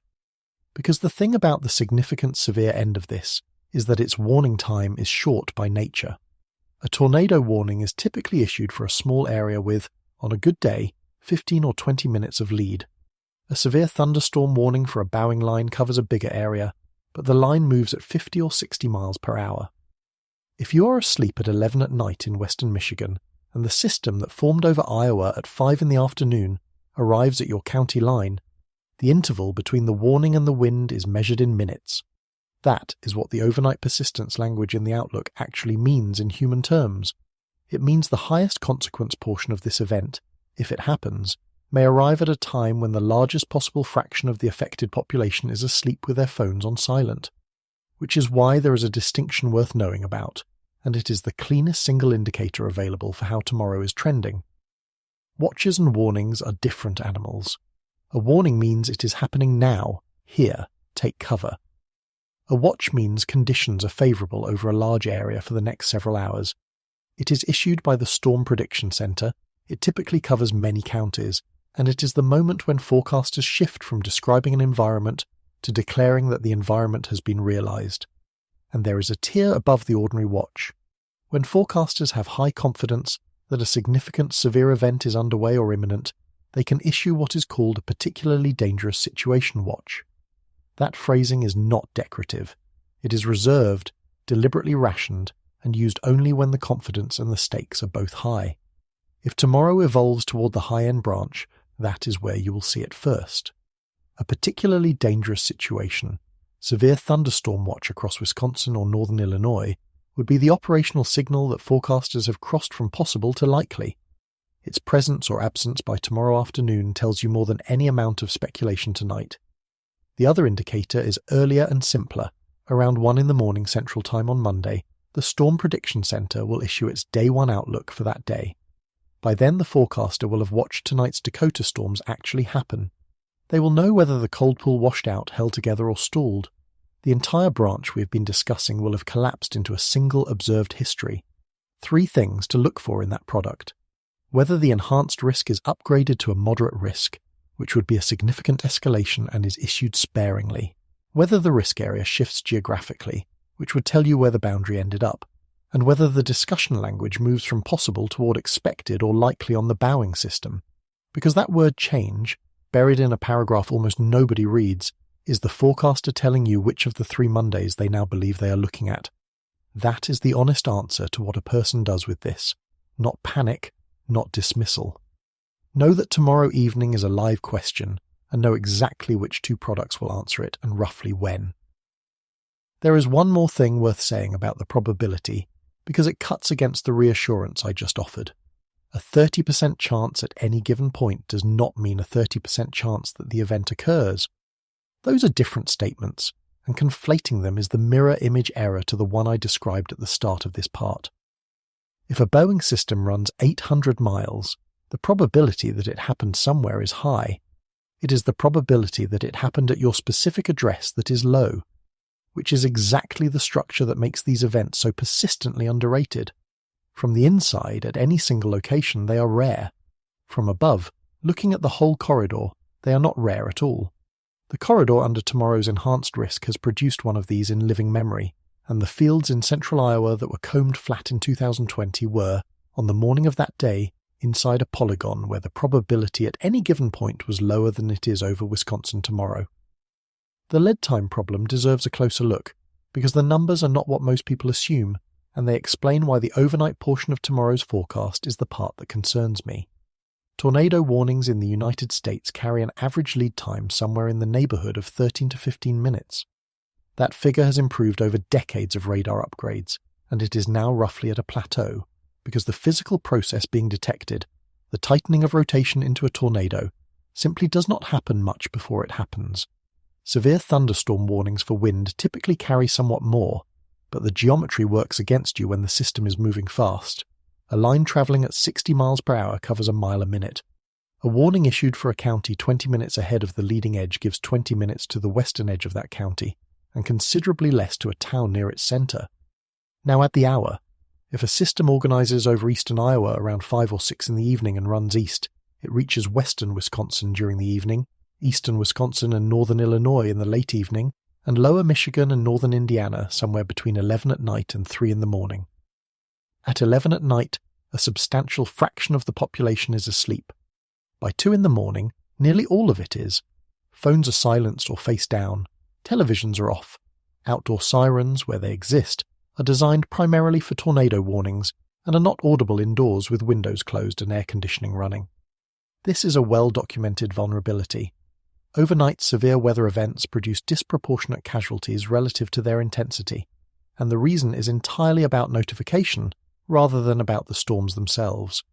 A 100-mile-per-hour wind at 2 in the afternoon and a 100-mile-per-hour wind at 2 in the morning are the same wind. They are not the same event. The single most useful action available to anyone in that corridor tonight is therefore embarrassingly small. Make sure at least one device in the house is set to receive wireless emergency alerts and is not silenced overnight. That is the whole thing. It costs nothing, requires no preparation, and it is the difference between being warned and not being warned. There is a second detail about watches worth knowing, because it changes how you should read tomorrow's information as it arrives. A severe thunderstorm watch typically covers a large area, often 20 to 60 counties, and is valid for several hours. It is issued when the Storm Prediction Center believes the environment has been realized and organized severe weather is likely somewhere in that area. It is not a warning, and most of the area under a watch will experience nothing. But the watch itself carries information in its wording that most people never look at. Watches include probability estimates for the various hazards, the likelihood of 2 or more tornadoes, of significant hail, of significant wind gusts within the watch area. When those numbers are high, the watch is telling you something the category on the map does not. And if that watch is issued with the particularly dangerous situation designation, the forecasters have moved from likely to expected, and they are using the strongest language the system permits for a non-tornadic event. Whether it appears tomorrow is one of the things nobody currently knows, and it is the cleanest possible indicator that the branch has collapsed toward the outcome nobody wants. So the forecast is honest, the probability is modest, and the ceiling is very high. All 3 of those are true at once, and holding them together is the actual skill. Now, having spent this long inside one forecast product, I want to widen the frame. Because when you look at the rest of today's national weather data, there are several things sitting there that do not fit, and one of them is a contradiction the National Weather Service has published against itself. Part 10. The Things That Do Not Fit. 0, 0, 0. That is the storm report count for the United States today, and it is also the storm report count for yesterday. No tornado reports, no wind damage reports, no hail reports. 2 consecutive days, an entire continent, nothing. The previous data cycle showed 44 wind reports and 5 hail reports for yesterday. Now yesterday shows nothing. The explanation is almost certainly mundane. The storm reports feed reindexes at a fixed hour, and when it rolls over, yesterday's reports migrate out of the yesterday bucket and the counter resets. This is a bookkeeping artifact, not a revision, and anyone who has watched these feeds for a while has seen it happen before. I raise it because it is exactly the kind of discrepancy that gets a screenshot and a caption. Reports vanishing from a government database the day before a major severe weather forecast is, on its face, the sort of thing that looks like something. It is worth naming and dismissing rather than leaving for someone else to find. But it also has an operational meaning that is genuinely interesting, and it points the same direction as everything else in this story. The atmosphere over the upper Midwest is entering this setup clean. No convection worked it over yesterday. There are no leftover boundaries lying across Iowa from the day before. No cold pools in residence. No stabilized pockets. The air mass that will be heated tomorrow is undisturbed. That cuts both ways, and it is genuinely ambiguous which way it cuts harder. On one hand, nothing is currently suppressing the build-up. The atmosphere will do exactly what the heat and the moisture tell it to do. On the other, there are no pre-existing boundaries to focus tomorrow's convection in a predictable place, which is part of why the forecast has the uncertainty it does. The only boundary in play will be the one tonight's storms create. Second item that does not fit. The active watch product carried in this morning's data reads, no watches are valid as of Sunday, July 19th, 4 hours and 2 minutes past midnight, Coordinated Universal Time, 4:02 in the morning Greenwich Time. That is 11 at night Central Time on Saturday. By the time this data was compiled at 8:30 in the morning Central, that product was 9.5 hours old, and it predates the entire diurnal heating cycle that is going to produce today's Dakota storms. The absence of watches in that feed says precisely nothing about this afternoon. It is a snapshot of an empty board taken before the game started, and it is a reminder that a great deal of what looks like current weather information is, when you check the timestamps, a description of a few hours ago. Third item, the national alert count fell from 424 in the previous cycle to 244 in this one, a drop of 180 in a single data run. Nearly half the country's active weather alerts expired or were cancelled. There is nothing sinister in it. Alert counts swing with the expiration of large heat and flood products. But the juxtaposition is worth sitting with. The country as a whole is quieting down, substantially and measurably, at exactly the moment one corridor of it is loading up. The aggregate number is going down while the specific risk is going up, and if you were monitoring national alert totals as a proxy for how dangerous the weather is, you would conclude today is calmer than yesterday. Fourth item, and this one is a genuine internal contradiction. The Storm Prediction Center's fire weather outlook for today identifies no critical fire weather areas anywhere in the United States. Not for wind and humidity, not for dry thunderstorms. The product is blank. Meanwhile, the National Interagency Fire Center lists 10 large active wildfires. 2 of them are in Washington and were both discovered on July 16th, 3 days ago. The Kaiser Canyon fire has reached 38,225 acres at 0% containment. The Lions Ferry fire has reached 34,787 acres at 12%. Between them, roughly 73,000 acres of new fire in 3 days. In Minnesota, the Bear Trap fire sits at 34,545 acres, also at 0% containment. And the Bismarck Forecast Office, in the same hazardous weather outlook, where it forecast 2-inch hail and 70-mile-per-hour winds for today, added this for Monday. Critical fire weather conditions are possible. So the national product says no critical fire weather anywhere, and the local product for one of the areas in question says critical fire weather is possible tomorrow. Both are National Weather Service products. They are 1 day apart and they disagree. The reconciliation is technical. The national outlook is assessing today, the local outlook is assessing tomorrow, and the thresholds and scales differ. It is not an error. But it demonstrates something worth understanding about how weather information reaches you. There is no single authoritative number. There are dozens of products generated on different schedules at different scales by different offices, and they routinely present pictures that do not perfectly align. Reading the weather well means reading several of them and noticing where they diverge. There is one more thing on today's board that belongs in this story, and it is at the opposite end of the same front. While the Dakotas are being set up for large hail this evening, and Wisconsin is being set up for tomorrow, the same continental cold front is doing something quieter but real about 1,000 miles to the southeast. The Storm Prediction Center has a second slight risk drawn from North Georgia into southern Virginia. The mechanism there is different, and the difference is instructive. That end of the front has no upper-level support to speak of. The trough is departing east toward the Atlantic. What it has instead is moisture. Weather balloon soundings this morning measured lowest layer mean mixing ratios of 14 to 15 grams per kilogram, which is a tropical amount of water vapor sitting over the southern Appalachians. Storms in that environment do not organize into lines. They cluster, and their downdrafts become loaded with water. So much precipitation falling in the column that the sheer weight of it drags air toward the ground, augmented by evaporative cooling in the drier air below. Forecasters call it water loading, and the outlook cites it explicitly, expecting scattered gusts of 50 to 60 miles per hour capable of wind damage across Virginia and the northern half of North Carolina, with isolated severe gusts as far south as the central Florida peninsula. There is a fifth item, and it is the one that most people would find hardest to reconcile if they saw the whole board at once. While all of this is being set up in the upper Midwest, the single most severe weather impact currently underway in the United States is happening 1,000 miles to the south, and it has nothing to do with thunderstorms. In Dimmock County, Texas, the National Weather Service has a flood warning running until Thursday afternoon for the Nueces River near Asherton. The wording in the product is the strongest impact language anywhere in today's national data. Major flooding is occurring and major flooding is forecast, and this approaches the flood of record. At 31 feet, the product notes, the Nueces River and Turkey Creek are 1.5 miles wide.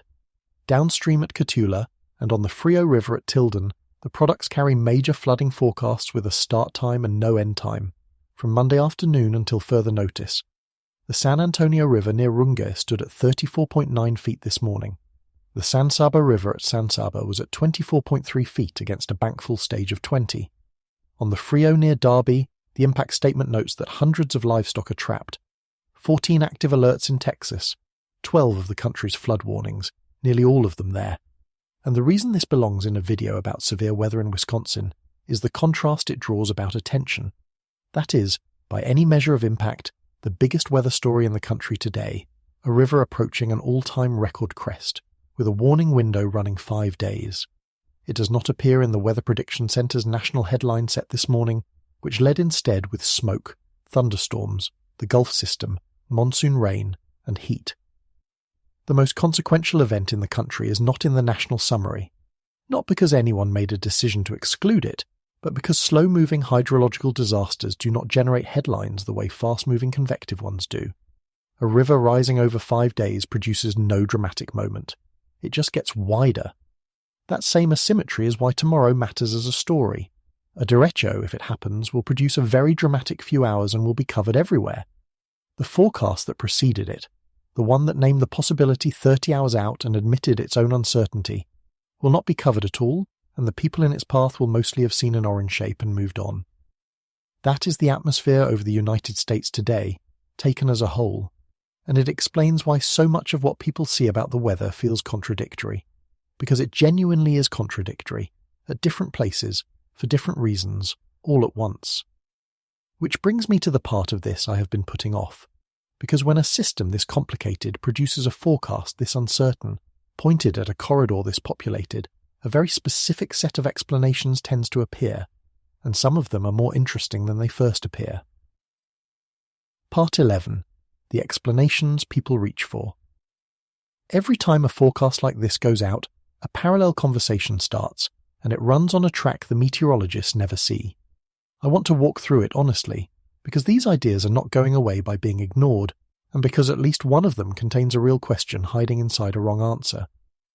The first is that the storms are engineered, that somebody, somewhere, is producing or steering severe weather deliberately, and that a forecast published 30 hours in advance describing a specific corridor is evidence of scheduling rather than science. The thing that settles this is arithmetic, and the arithmetic is not close.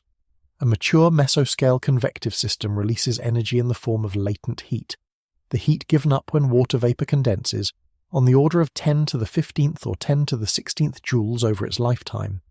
To put that in a frame you can feel, it is comparable to the total yield of a large nuclear arsenal, released continuously over the course of an evening, distributed across tens of thousands of square kilometers. No human system inputs energy at that scale, not close. The entire electrical generating capacity of the United States, running flat out for a full day, does not approach the energy budget of one thunderstorm complex over Iowa. The kernel of truth that deserves acknowledgement is that humans do modify weather in small, documented legal ways.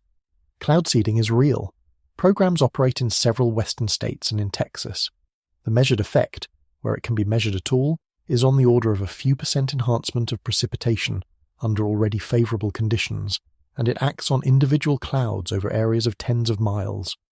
It has never been demonstrated to create a storm system, and it operates at a scale 4 or 5 orders of magnitude below what would be required to steer one. More to the point for tomorrow, the feature driving this event was tracked by a forecaster in Illinois at 3 a.m. on satellite imagery as a defined circulation over British Columbia. It is a planetary-scale wave in the mid-latitude flow. It was in the models a week ago. It came ashore from the Pacific. There is nothing to steer and nobody with a lever big enough. The second explanation is HARP, and this one collapses even faster because it fails on 2 independent grounds simultaneously. The High-Frequency Active Auroral Research Program is a real facility in Alaska. It is not secret. It publishes research. It transmits radio energy upward to study the ionosphere. Its transmitter power is a few megawatts, comparable to a large radio station, and it interacts with a region of the atmosphere above 80 kilometers altitude. Thunderstorms live in the troposphere, below about 15 kilometers, so the altitude is wrong by a factor of 5, and the energy is wrong by roughly 9 orders of magnitude. A few megawatts against 10 to the 15th joules is not a difference of degree, it is a category error. The third explanation is the interesting one, and I want to take it seriously because it inverts into the actual subject of this video. The claim is that forecasters know exactly what is going to happen and are choosing not to say, that the vagueness in the language is deliberate, that behind closed doors in Norman somebody has the answer, and the public is being managed rather than informed. Look at what actually happened. At midnight, a forecaster published a document stating, in plain language, that they did not know how tomorrow would unfold and that the answer depended on storms that had not formed yet. They named the specific uncertainty. They named the specific mechanism that would resolve it. They put it in a public product with their name on it. That is not concealment. That is the opposite of concealment, performed so routinely that almost nobody notices it is happening. But underneath the wrong answer is a genuinely good question, and it is this: why, in the year 2026, with satellite constellations and radar networks and supercomputers running ensembles of dozens of model members and machine learning systems, now beating traditional models at several forecast tasks, why is there still a gap this large? The answer is not institutional. It is mathematical, and it was worked out more than 60 years ago by a meteorologist named Edward Lorenz. Lorenz was running a simple weather model on an early computer, and he restarted a simulation partway through by typing in the numbers from a previous printout. The printout had been rounded to 3 decimal places. The computer had been working with 6. He expected a negligible difference. What he got, after a simulated few weeks, was completely different weather. What he had found is that the atmosphere is a system in which small differences in initial conditions do not stay small. They grow, roughly exponentially, until the forecast bears no relationship to reality. And crucially, this is not a flaw in the model. It is a property of the physical system the model is representing. A perfect model fed measurements that were imperfect in the 4th decimal place, which all measurements are, would do the same thing. That growth sets a horizon. For synoptic scale features, 1,000 miles across, the horizon is roughly a week or 2. For thunderstorm scale features, a few miles across, the horizon is a matter of hours, which is precisely the situation we are in. The trough is a synoptic feature, so its arrival tomorrow is known. The cold pool from tonight's storms is a mesoscale feature, so its position tomorrow morning is not knowable now. That is not a secret being kept. It is a boundary in the mathematics of fluid motion, and no amount of computing power moves it, because the limit is set by the sensitivity of the system, rather than by our ability to compute. The fourth explanation runs in the other direction, and it deserves as much respect as the others. It is the claim that the forecast is hype, that these warnings go out constantly, that nothing ever comes of them, and that the whole apparatus is engineered for attention. I said earlier why this belief forms and why the evidence behind it is real. Most enhanced risk days do not produce catastrophes. A person inside a risk area will, most of the time, experience an ordinary evening. The belief is built from accurate personal observation. The reason it is still the wrong conclusion is the one we walked through. A probability is not a prediction, and the outcome you personally experience is not a test of whether the probability was correct. There is also a harder edge to it. The corridor under tomorrow's forecast produced a system 6 years ago that flattened 2/3 of a state's row crop and killed 4 people, and on the morning of that day it too was under a category that most people would have scrolled past. The forecast that finally matters is the one nobody took seriously, and there is no way to identify it in advance. That is the entire problem, stated as compactly as I can state it. Let me put one more number against the engineered weather claim, because comparisons at this scale are hard to hold, and a concrete one helps. A single inch of rain falling on 1 square mile is roughly 17 million gallons of water, about 143 million pounds.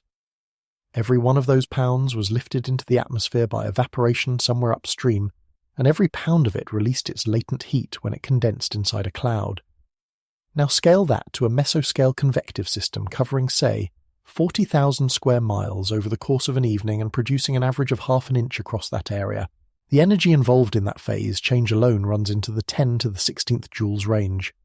The largest thermonuclear device ever detonated released roughly 210 petajoules, about 2 times 10 to the 17th joules. So a single organized thunderstorm complex over Iowa operates within an order of magnitude or 2 of the largest explosion humans have ever produced, except distributed across an evening and a region, rather than concentrated into microseconds and a point. That is the thing people are proposing was manufactured or steered. It is not a question of secrecy or capability. There is no mechanism, at any budget, that intervenes at that scale. Cloud seeding, which is the real technology in this space, works by introducing silver iodide or similar particles into a cloud to provide nuclei on which supercooled water can freeze. It nudges a process that is already occurring.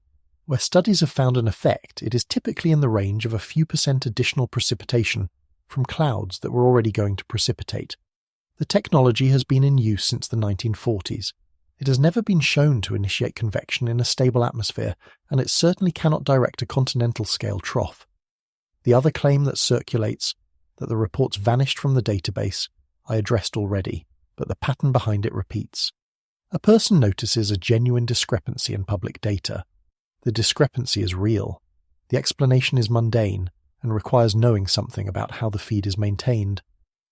In the absence of that knowledge, an intentional explanation fills the gap because intentional explanations are cognitively cheaper than institutional ones. The one that stays with me, though, is the accusation of concealment, and I want to put a finer point on why it is worth engaging rather than dismissing. Every institution that communicates risk faces the same trap. Say too much about uncertainty, and you are accused of hedging, of being useless, of refusing to commit. Say too little, and you are accused of manufacturing certainty. There is no phrasing that satisfies both critiques, and the same forecast will be attacked from both directions on the same day. What the Storm Prediction Center did at midnight was choose the harder option. They published the uncertainty. They named the specific mechanism they could not see. They put a branch point in a public document, knowing that if tomorrow underdelivers they will be accused of hype, and if it overdelivers they will be accused of failing to warn. That is not the behavior of an organization managing a narrative. It is the behavior of one that has decided the public can handle the actual state of the science, and has been quietly betting on that proposition, twice a day, every day, for decades.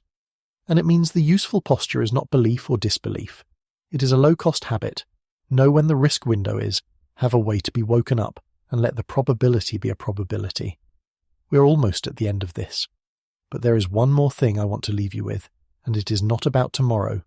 It is about what the last hour has actually been describing, which turns out not to be a storm at all. Part 12. The Fuse Nobody Can See.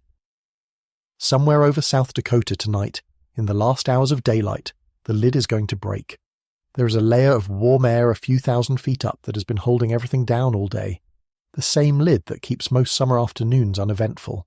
Beneath it, the ground has been heating, and the moisture arriving from the south has been pooling, and the buoyancy has been accumulating with nowhere to go. Late in the afternoon, the heating wins. A parcel of air punches through, and once through it accelerates upward with a force proportional to all the energy that has been stored beneath the lid since morning. That is when the first tower goes up. Within an hour there will be several. Some of them will rotate. A few will produce hail large enough to destroy what it lands on, and as the evening goes on, they will begin to merge, their outflows colliding, and somewhere in eastern North Dakota a line will form and start moving east at 60 miles per hour, with wind in it approaching 85. For the people underneath it, that is the event. It will be loud and frightening, and it will take down trees, and by Monday morning it will be a local story about a rough night. But that is not what it is. What it actually is the writing of tomorrow. Because behind that line, spreading out across the dark, will be a pool of cold air. And what that pool does between midnight and sunrise, whether it thins and vanishes, whether it holds together and smothers the morning, or whether its leading edge comes to rest along some line across Iowa and simply sits there while the sky above it clears, is the entire question. Nobody can see it. Not from a satellite, because it is a temperature structure in the lowest few thousand feet, with no distinctive signature from above. Not from the model guidance, because it is a mesoscale feature born from the internal dynamics of storms that have not yet formed. Not from a forecaster's experience, because both outcomes have happened many times before under similar conditions. It will simply be there in the morning, or it will not, and whichever it is will have been decided in the dark by processes operating at scales the whole apparatus of modern meteorology can describe but not predict. That is what the last hour has been about. Not a storm, a gap. The gap between what we can explain and what we can foresee, and the fact that this gap does not close with better instruments, because it is not a measurement problem. It is a property of moving fluid on a rotating planet, and Lorentz found the edge of it in 1963, and nobody has moved that edge since. We can tell you the trough is coming, because a trough is enormous and slow. We can tell you the heat is loading the atmosphere because a heat dome is enormous and slow. We can tell you the front will arrive tomorrow afternoon because a front is enormous and slow. And then, at the last step, when it comes to the thing that determines whether several million people have an ordinary Monday evening or a night they remember for 20 years, the answer depends on a puddle of cold air 3,000 feet thick, and there we run out of road. I find that genuinely humbling rather than frightening, and I think there is a version of this that is worth carrying around. We built a civilization that can put a spacecraft into orbit around another planet with the precision of a rifle shot, and we did it because orbital mechanics is a system where small errors stay small. The atmosphere is not that kind of system. Small errors grow. And so the same species that can predict a solar eclipse 1,000 years out cannot tell you with confidence what Wisconsin will look like in 30 hours. So here is where things stand tonight. The ingredients are on the table, and they are described in unusually forceful language for a Day 2 product. Strong to extreme instability from Iowa into Wisconsin. Supercell wind profiles in the forecast soundings. Initial storms capable of significant severe. Upscale growth into one or more bowing systems. Significant damaging wind potential increasing as it goes linear, and a wind risk that could persist overnight into lower Michigan, northern Indiana, and northwest Ohio. The corridor holds Milwaukee, Madison, Green Bay, Rockford, Dubuque, La Crosse, the northern edge of Chicago, and then Grand Rapids, South Bend, Fort Wayne, and Toledo behind it. The heat dome is loading the atmosphere. The smoke overhead may quietly take some of that back, and the storms over the Dakotas tonight will write the answer down before any of us wake up. Most likely tomorrow is a rough evening in the upper Midwest and nothing more. That is what the probability says, and I am not going to dress it up as anything else. But the ceiling on this environment is the highest ceiling this part of the country has. A system that ran 800 miles in 14 hours 6 years ago, took down 2/3 of a state's corn and soybeans, killed 4 people, left 1 million without power in August heat, and cost more than $11 billion. That day started as a cluster of storms over South Dakota under a slight risk, and by the time anyone understood what it had become, it was already in Illinois.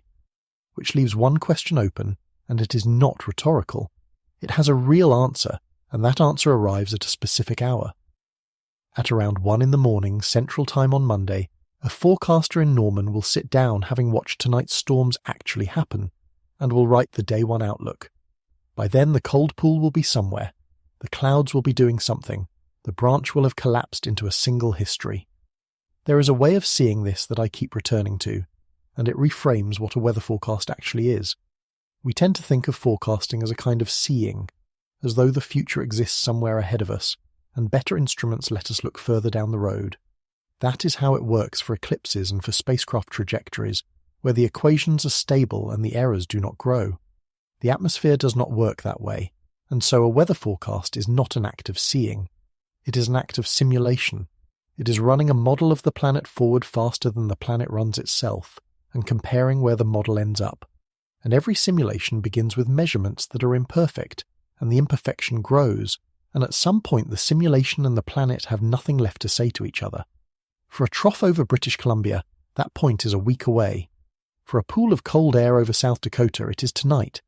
So when a forecaster writes that the outcome will depend on the evolution of storms overnight, what they are really saying is, my simulation and the planet part company somewhere around midnight, and I will have to look again in the morning to see where the planet went.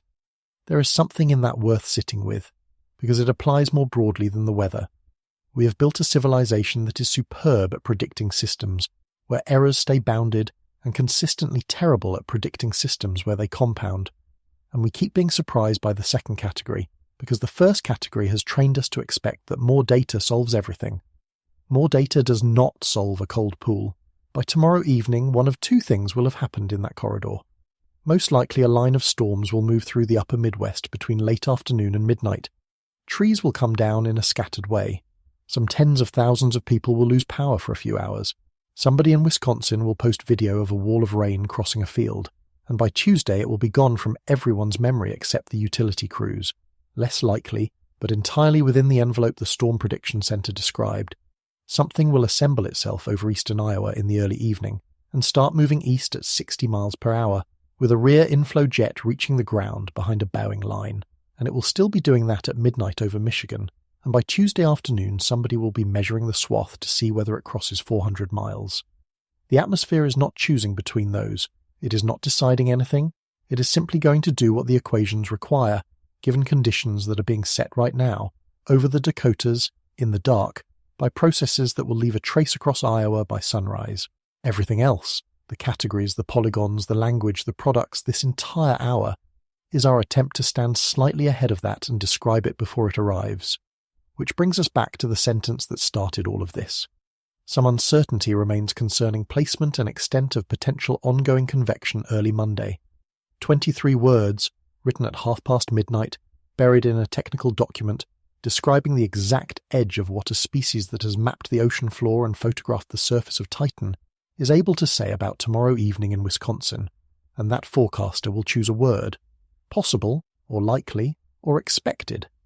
Everything about tomorrow, every question this video has raised, every scenario, every million people in that corridor, comes down to which of those 3 words appears in a paragraph that almost nobody will read, published in the middle of the night about a Monday that has not happened yet.